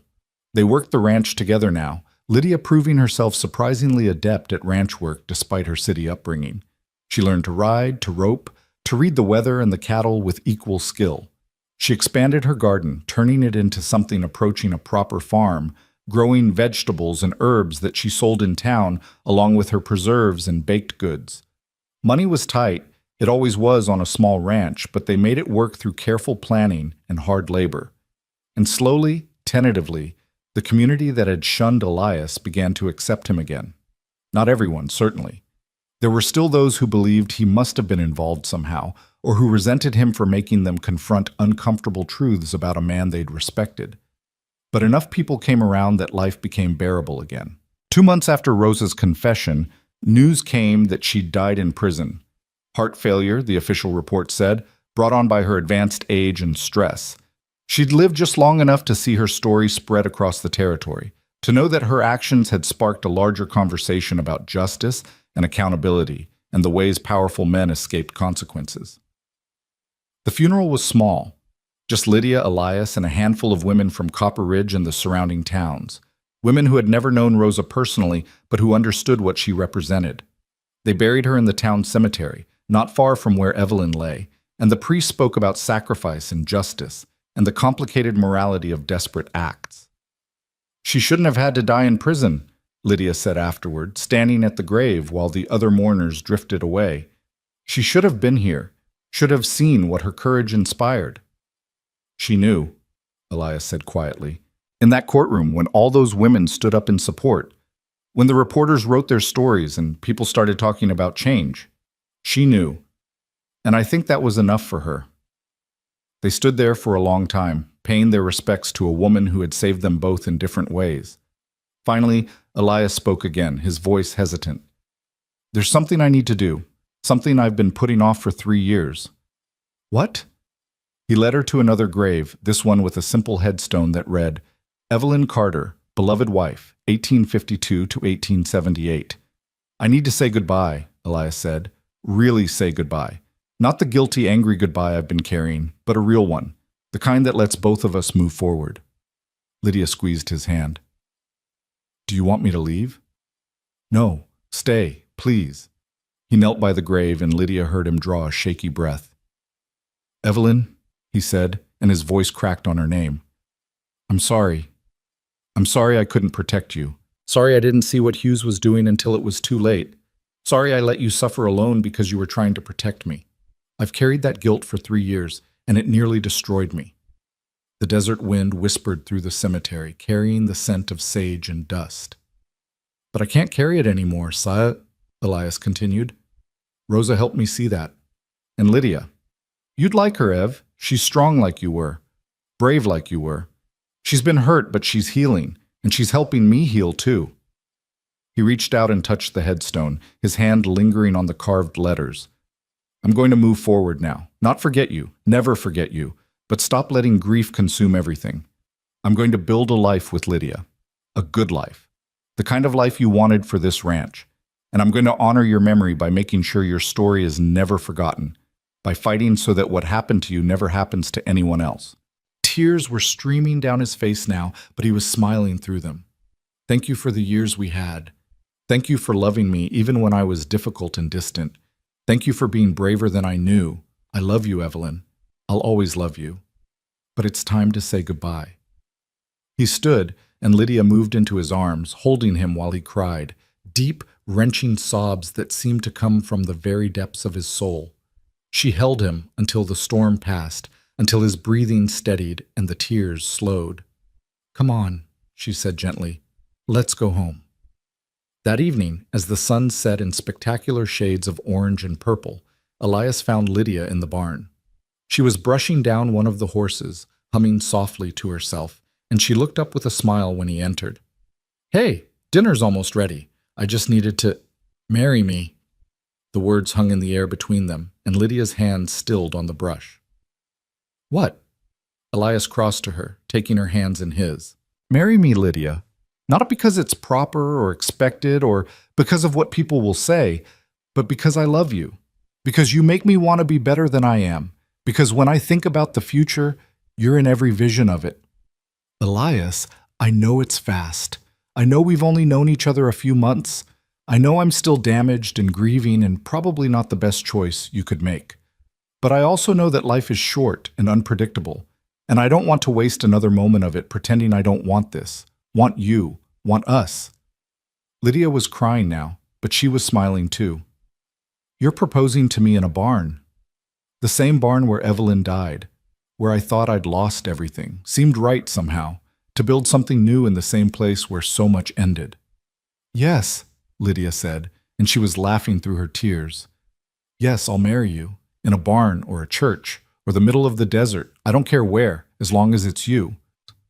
He kissed her then, deep and long and full of promise, and when they finally pulled apart, the future stretched before them bright and uncertain and absolutely worth fighting for.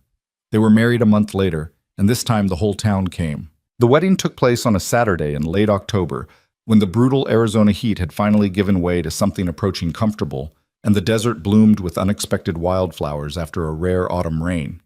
Lydia wore a dress that Mrs. Henderson and 3 other women from town had sewn together, cream-colored cotton with delicate embroidery at the collar and cuffs, nothing like the elaborate wedding gown she'd worn for Walter Crenshaw. This dress was simple, honest, made with love by women who had finally chosen to stand with her instead of against her. "You look beautiful," Thomas said, having ridden back from Colorado for the occasion. He stood with her in the small room behind the church, adjusting his collar nervously. "Are you sure about this? Because if you're not, we can leave right now. I've got 2 horses ready and—" "I'm sure," Lydia said, and she meant it with every fiber of her being. "More sure than I've ever been about anything. He's a good man. I'll give him that. But marriage is—" "I know what marriage can be," Lydia interrupted gently. "I learned that with Crenshaw, but I also know what it should be, what it will be with Elias. Partnership, respect, love freely given, not demanded or taken by force." Thomas studied her face for a long moment, then nodded. "All right, but if he won't. And if somehow the world turns upside down and he does, I'm strong enough now to save myself. You helped teach me that." The church was packed, not just with people from Copper Ridge, but from surrounding towns and ranches, people who had read about Rose's confession and Elias's exoneration and wanted to witness what came next. Women especially had come in numbers that surprised everyone, dressed in their finest clothes, many of them wearing small purple ribbons pinned to their dresses, a symbol that had emerged in the weeks after Rose's trial, representing solidarity with women who had suffered at the hands of powerful men. Elias stood at the altar with Miguel beside him as his best man, and when Lydia appeared in the doorway, the expression on his face made her heart stutter. He looked at her like she was the answer to a prayer he hadn't known how to speak, like she was hope personified, like she was everything good that he'd thought the world had stopped making. She walked down the aisle on Thomas's arm, past faces both friendly and skeptical, past whispers that ranged from supportive to scandalized. She didn't care. Her eyes were locked on Elias, on the man who had given her back her life and was now offering to share his. The ceremony was simple. Pastor Williams, who had buried Evelyn 3 years ago and had been one of the few people who'd never quite believed the gossip about Elias, spoke about second chances and the courage it takes to build something new from the ashes of tragedy. He spoke about love as a choice, made daily, especially when times were hard. He spoke about community and forgiveness and the responsibility everyone shared to protect the vulnerable. When it came time for vows, Elias took Lydia's hands and spoke in a voice that was steady despite the emotion shining in his eyes. "Lydia Rowan, I was a broken man when you came into my life, haunted by ghosts, consumed by guilt, barely surviving each day. You gave me a reason to heal, a reason to hope, a reason to believe that maybe I deserved a future after all. He paused, swallowing hard. I can't promise you an easy life. This ranch is hard work, money's always tight, and I'm still carrying damage that may never fully heal. But I can promise you respect, partnership, a home where you're safe, valued, and loved. I can promise you every day of my life, for as long as I have days to give. That's my vow to you. Lydia's vision blurred with tears, but her voice was clear when she responded. Elias Carter, when you found me in that dusty street, I was more than broken. I was erased. I had forgotten who I was, what I was worth, whether I even deserved to exist. You saw me when everyone else looked away. You gave me dignity when the world had stripped me of it. You treated me like a person when others saw only property. She squeezed his hands. I promise to build a life with you, to work beside you, laugh with you, grieve with you when grief comes. I promise to honor both the man you are and the man you're still becoming. I promise to remember that love isn't ownership, it's freedom chosen daily. That's my vow to you. Pastor Williams smiled. Then by the power vested in me by the territory of Arizona and by God Almighty, I pronounce you husband and wife. Elias, you may kiss your bride. And he did, gentle and reverent and full of promise. While the church erupted in applause and the women in purple ribbons stood as one, their silent support a wall of solidarity that said, we see you, we honor you, we stand with you. The reception was held at the ranch, with tables set up in the yard and food brought by seemingly everyone in attendance. There was music. Miguel played guitar while others joined in with fiddles and harmonicas, and dancing and laughter and the kind of joy that comes when people choose hope over cynicism. But there were also tensions. Not everyone who came was supportive. Clint Marlowe, the saloon owner who had been one of Elias's loudest critics, stood off to the side with a group of men, their expressions sour, their comments just loud enough to be heard. Still say there's something wrong about all this, Marlowe muttered. Man gets accused of murder. Suddenly a convenient confession appears, and now he's married to the girl he was living with in sin? Too neat. Maybe it's neat because it's true, said a woman's voice, sharp and clear. Margaret Hughes, no relation to Nathaniel, stepped forward from the crowd. She was a widow herself, maybe 40, with steel gray hair and eyes that had seen too much. Maybe sometimes the truth actually is simple. Bad man does bad things. Good man tries to survive. Justice eventually comes, even if it's messy. And you believe that? Marlowe challenged. You believe Rosa Delgado just happened to kill Hughes right when Carter was at his lowest? I believe Rosa Delgado waited 20 years for justice that never came, Margaret said coldly. I believe she watched her daughter die because of what Nathaniel Hughes did to her. I believe she saw Evelyn Carter die for the same reason, and I believe she finally said enough. That's what I believe. She turned to address the gathering crowd, her voice carrying. My husband was killed by Hughes, too. Not literally. Hughes didn't pull a trigger. But he destroyed my husband's business out of spite, drove him to drink, and eventually my husband's heart just gave out from the stress. So don't talk to me about neat coincidences. Hughes was poison, and Rosa Delgado was the antidote that came too late for most of us, but just in time for some. The silence that followed was profound. Then slowly, other women began to speak. Women who had their own stories, their own scars, their own reasons to be grateful that Nathaniel Hughes was dead. Sarah Mitchell told of how Hughes had cornered her at a church social when she was 16, his hands invasive, his breath reeking of whiskey and entitlement. Catherine Brennan spoke of her sister, who had worked as a maid in the Hughes household and been dismissed without references after she rejected his advances, making it impossible for her to find work anywhere in the territory. Elizabeth Cobb, usually so reserved, stood with shaking hands and described how Hughes had spread vicious rumors about her when she'd rebuffed him, rumors that had destroyed her engagement and left her effectively unmarriageable for years. One by one, they spoke their truths, and the men who had been so quick to defend Hughes's memory found themselves increasingly uncomfortable, increasingly outnumbered, increasingly forced to confront the reality that they had protected a monster. Lydia watched all this unfold from Elias's side, his arm around her waist, and felt something shift in the very air itself. This was more than a wedding reception. It was a reckoning. A moment when silence broke and truth spilled out like water from a cracked dam. When the last woman had spoken, Pastor Williams stepped forward, his face grave. I married Nathaniel and Margaret Hughes 30 years ago. I baptized their children. I took their money for church repairs and new hymnals. And I'm ashamed. His voice cracked. I'm ashamed that I didn't see what was happening, that I didn't listen when women tried to tell me, that I chose comfort over courage, silence over truth. I failed in my duty as a shepherd of this community, and I am profoundly sorry. It wasn't enough. No apology could undo decades of harm, but it was something. A beginning of accountability, of change, of the hard work of rebuilding trust. Clint Marlowe and his companions left shortly after, their faces dark with anger and embarrassment. But they left quietly, and Lydia counted that as a small victory. The celebration continued late into the night, but eventually the guests departed, leaving Lydia and Elias alone in the house that was now truly theirs together. They stood on the porch watching the last wagon disappear into the darkness, the desert night cool and peaceful around them. That was quite a day, Elias said quietly. Yes, it was. I'm sorry it got complicated, that people used our wedding as a platform to— Don't, Lydia interrupted. Don't apologize for women finally being heard, for truth finally being spoken. That's exactly what should have happened. He pulled her closer, and they stood there in comfortable silence, listening to the night sounds of the desert. I love you, he said finally. In case I haven't said it enough today.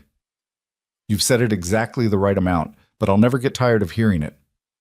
They went inside together, to the room that had been his and Evelyn's but was now theirs.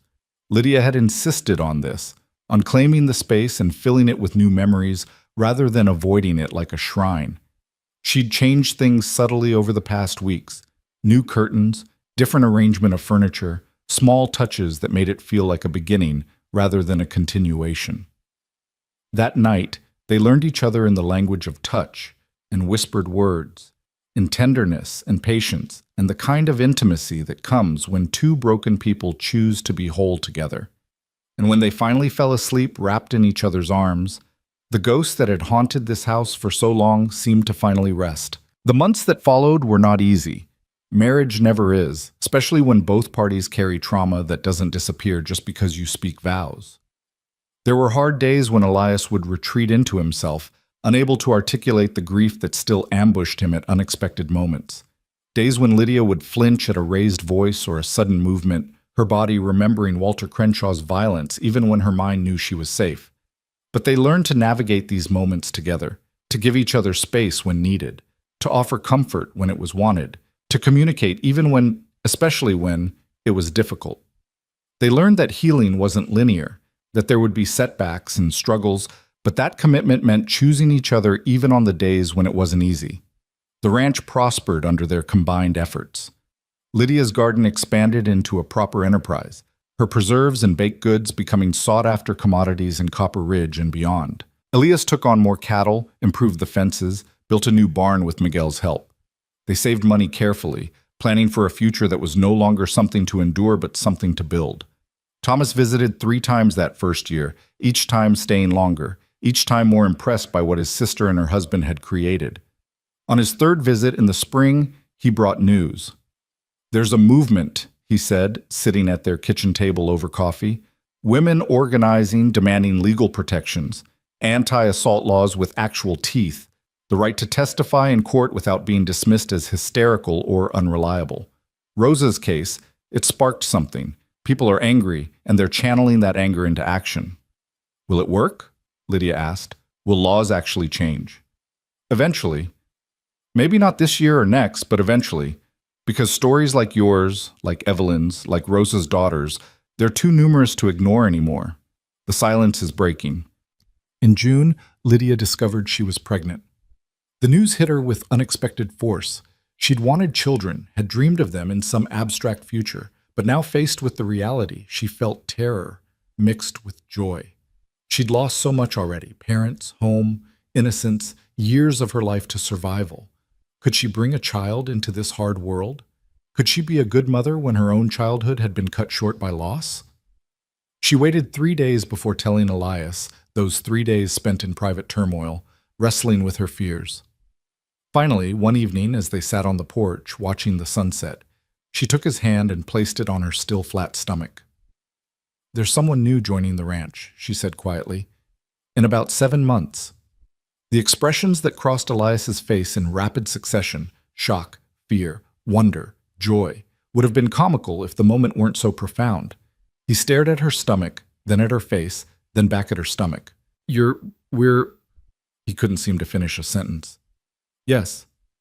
Are you happy?" he asked, and the vulnerability in his voice nearly broke her heart. "Because if you're not, if this is something you don't want..." "I'm terrified," Lydia said honestly. "But yes, I'm happy. Are you?" "Terrified too," he admitted. "I don't know how to be a father. Don't know if I'll be any good at it. What if I fail this child the way I failed Evelyn?" "You didn't fail Evelyn. The world failed her. And you won't fail our child because you're asking these questions, because you're aware of the weight of this responsibility." She squeezed his hand. "We'll figure it out together. Make mistakes, learn from them, do better. That's all anyone can do." He pulled her into his arms, holding her carefully like she was made of glass. "Thank you," he whispered, "for trusting me with this, for giving me a future I thought I'd lost forever." The pregnancy was not easy. Lydia suffered from severe nausea in the early months, could barely keep food down, lost weight when she should have been gaining it. Doc Henderson, Mrs. Henderson's husband, made house calls twice a week, monitoring her carefully, prescribing rest and bland foods and patience. "Some women just have a harder time," he said. "Doesn't mean anything's wrong with the baby, just means you're paying the price early." Elias became fiercely protective, refusing to let Lydia do any heavy work, taking over all the household chores in addition to ranch work. He was exhausted constantly, running himself ragged, until Lydia finally put her foot down. "You can't do everything yourself," she said firmly. "You'll collapse, and then where will we be? Hire help.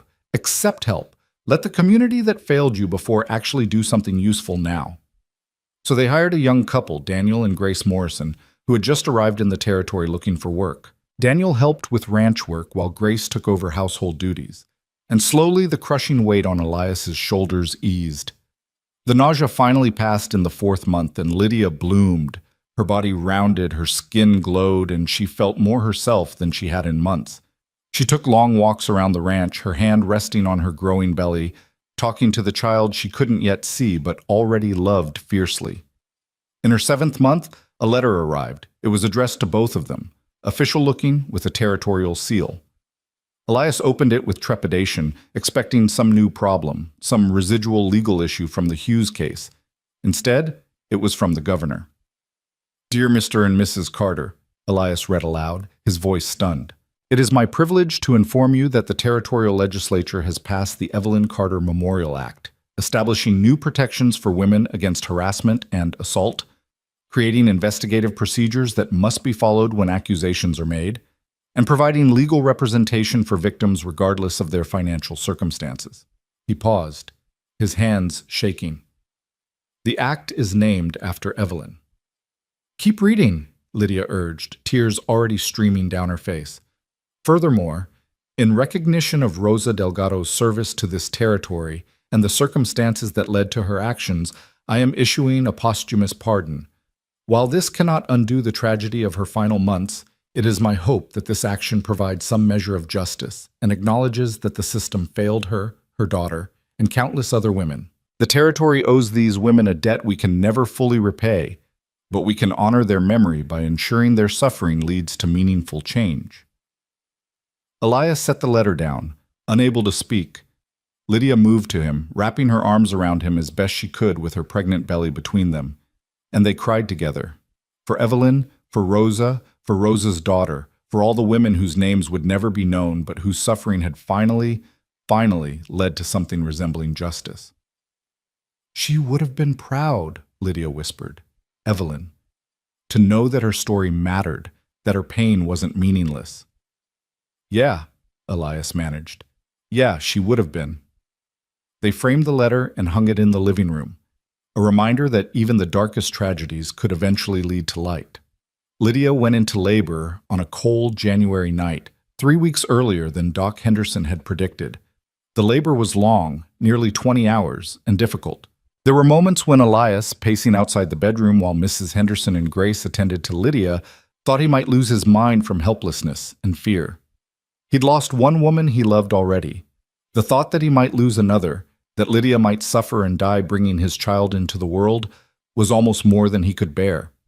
But Lydia was stronger than fear, stronger than pain. She fought through every contraction, every wave of agony, with a determination that awed everyone present. And finally, as dawn broke over the desert in shades of pink and gold, a baby's cry split the air. "It's a girl," Mrs. Henderson announced, opening the door with a tired but triumphant smile. A healthy, perfect little girl, and Lydia's fine. Exhausted, but fine. Elias pushed past her into the room. Lydia lay in the bed, sweaty and pale and absolutely radiant, holding a tiny bundle wrapped in soft blankets. When she looked up at him, her smile was like the sun. "Come meet your daughter," she said. He approached carefully, his legs shaking, and looked down at the impossibly small person in Lydia's arms. She had a shock of dark hair, eyes screwed shut, tiny fists waving indignantly at being thrust into this cold, bright world.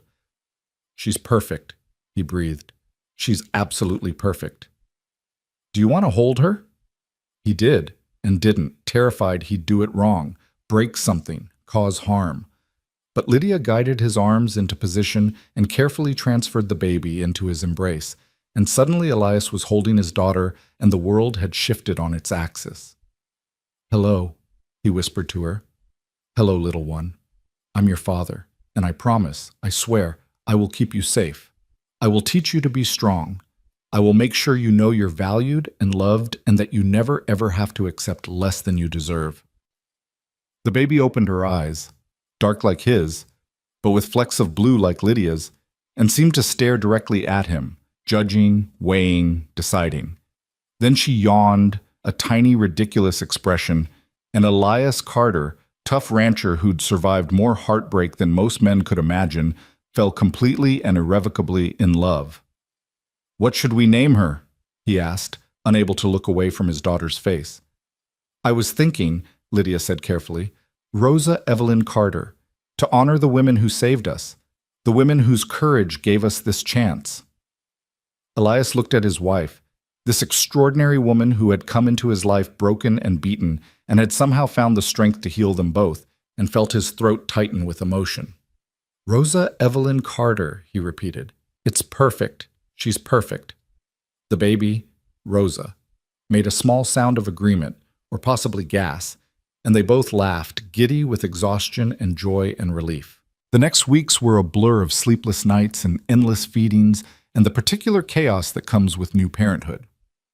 Elias discovered reserves of patience he didn't know he possessed, walking the floors at 3 a.m. with a crying baby, changing diapers with fumbling hands, learning to function on 3 hours of sleep stitched together from 20-minute increments.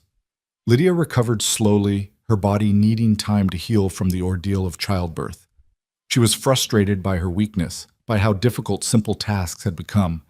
But Elias and Grace formed a tag team that kept the household running. Thomas arrived 2 weeks after Rosa's birth, bearing gifts and wide-eyed wonder at his niece.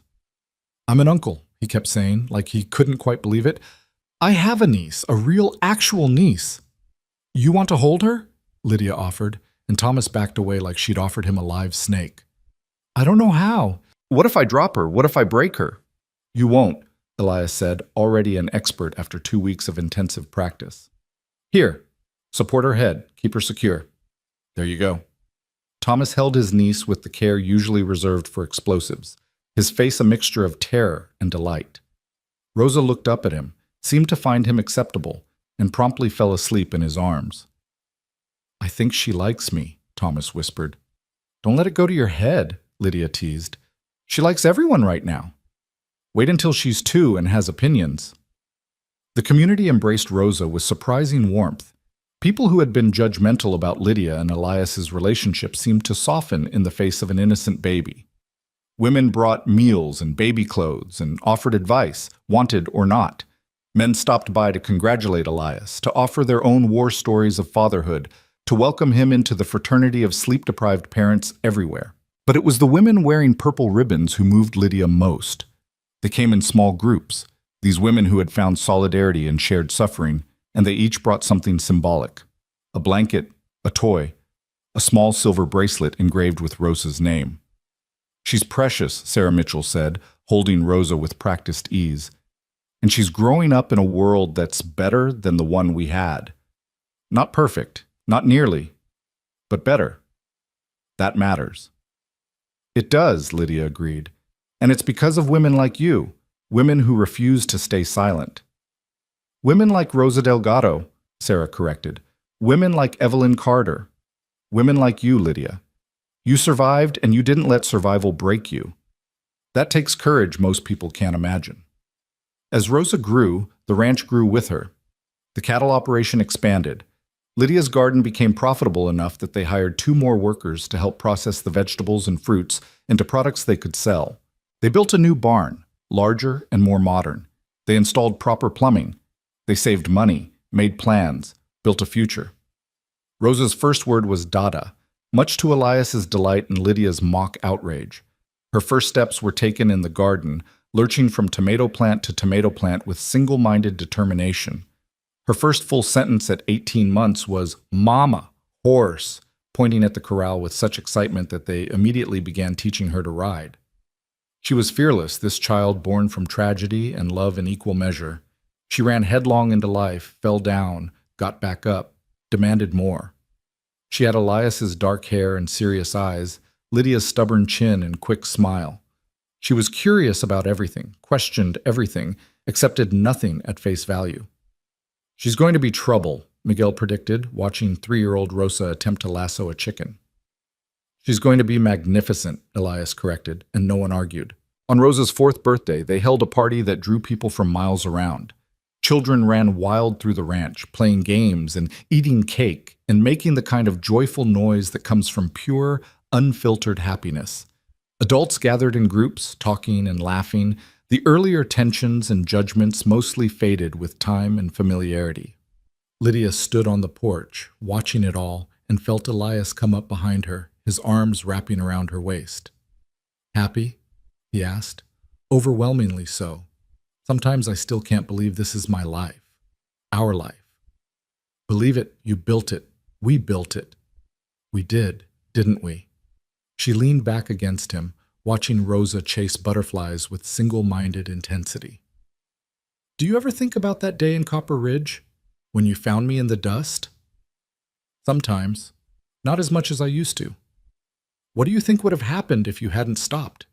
If you just kept walking?"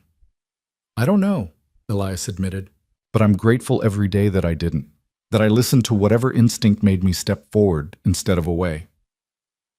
"I'm grateful too. For that day. For every day since." She turned in his arms to face him. "I love you, Elias Carter. More than I knew it was possible to love another person." "I love you too. You and Rosa. You're my whole world." They kissed, soft and sweet, while around them their friends and neighbors celebrated and their daughter laughed, and the desert wind carried the scent of wildflowers and possibility. That evening, after the guests had departed, and Rosa had been tucked into bed after 3 stories and 2 glasses of water and 1 more urgent trip to the privy, Lydia and Elias sat on the porch in comfortable silence. "Do you think she knows?" Lydia asked. "Rosa. About the women she's named after. About what they sacrificed." "Not yet. She's too young. But we'll tell her. When she's ready. We'll tell her about Evelyn's courage, Rosa Delgado's justice, your survival. We'll make sure she knows she comes from a line of strong women who refuse to be broken. And she'll be proud? She'll be unstoppable." The stars wheeled overhead, ancient and unchanging, bearing witness to all the small human dramas playing out beneath them. In the barn, horses shifted and settled. In the distance, a coyote called, lonely and wild. In the house behind them, their daughter slept, dreaming whatever dreams 4-year-olds dream. And on that porch, two people who had been broken by life and had chosen to heal together sat holding hands, looking at the future they'd built from ashes and pain and stubborn, relentless hope. Years would pass. Rosa would grow up strong and fierce and compassionate, carrying her namesake's legacies in everything she did. She would go to university, something Evelyn had dreamed of but never achieved, and study law, determined to continue the work of protecting the vulnerable. She would return to the territory as a lawyer, an advocate, would fight tirelessly for women's rights, would carry forward the torch that had been lit by tragedy and carried forward by courage. Thomas would marry, would have children of his own, would maintain the close relationship with his sister that had been forged in Philadelphia's grief and strengthened in Arizona's desert. He would visit often, his children growing up alongside Rosa, cousins who were more like siblings, bound by blood and by the stories they were told about the brave women who had made their lives possible. The ranch would prosper, would become known throughout the territory as a place where hard work was valued, where workers were treated fairly, where a woman's voice carried as much weight as a man's, would become a symbol of what was possible when people chose justice over comfort, truth over convenience, love over fear. And Lydia and Elias would grow old together, would face new challenges and new griefs because life always brings both, but would face them together, as partners, as equals, as two people who had found each other in the darkness and chosen to walk toward the light. The town of Copper Ridge would change too. The Evelyn Carter Memorial Act would inspire other reforms, other protections. The culture of silence that had enabled men like Nathaniel Hughes would slowly, painfully begin to crack. It wasn't a revolution. Change never is, not really, but it was progress. And sometimes progress is all you can ask for, but that was all yet to come. On this night, under these stars, with their daughter sleeping peacefully and their hands clasped together, Lydia and Elias simply existed in the present moment, in the miracle of survival, in the grace of second chances, in the power of choosing love, even when love seems impossible. "Do you ever miss it?" Lydia asked suddenly. "The before, when things were simpler." "No," Elias said without hesitation. "That life was quieter, maybe, but it wasn't better. It was just less joy, less purpose, less meaning. I was surviving, not living. You taught me the difference." "We taught each other," Lydia corrected. "I was surviving too. Barely. We both needed saving, and we saved each other. That's what makes it work. That's what makes it everything." They sat in silence a while longer, then went inside together. Checked on Rosa one last time. She'd kicked off her blankets again, starfished across the bed with the abandon of the very young, and tucked her back in. Stood in the doorway of her room, watching her chest rise and fall with steady breaths, marveling at the life they'd created. "She's going to change the world," Lydia whispered. "She already has," Elias replied. "Changed ours, anyway. Made it bigger, brighter, more full of possibility." They went to their own room finally, to the bed they'd shared for over 4 years now, to the space they'd made their own through daily choices and shared dreams. They lay wrapped in each other's arms, listened to the house settle around them, felt the peace that comes from being exactly where you're supposed to be. And if sometimes ghosts still walked these halls, Evelyn's gentle presence, Rosa Delgado's fierce spirit, they were friendly ghosts now, protective, proud of what had been built in their names, glad that their suffering had led, eventually, to healing. "I love you," Lydia murmured, already half asleep. "I love you too," Elias replied. Always. Outside, the desert stretched vast and silent under infinite stars. Inside, a family slept safe and warm, proof that even the most broken things could be mended, that even the darkest stories could find their way to light, that from the dust of despair could grow something beautiful and strong and absolutely worth fighting for. And in the morning, they would wake and begin again, would face whatever challenges the day brought, would choose each other, choose hope, choose to build instead of break, would teach their daughter through words and actions that she was strong, valued, capable of anything she set her mind to, would honor the women whose names she carried by living fully, loving fiercely, and never ever accepting that the world couldn't be better than it was, That was their promise, their purpose, their prayer. And it was enough. More than enough. It was everything.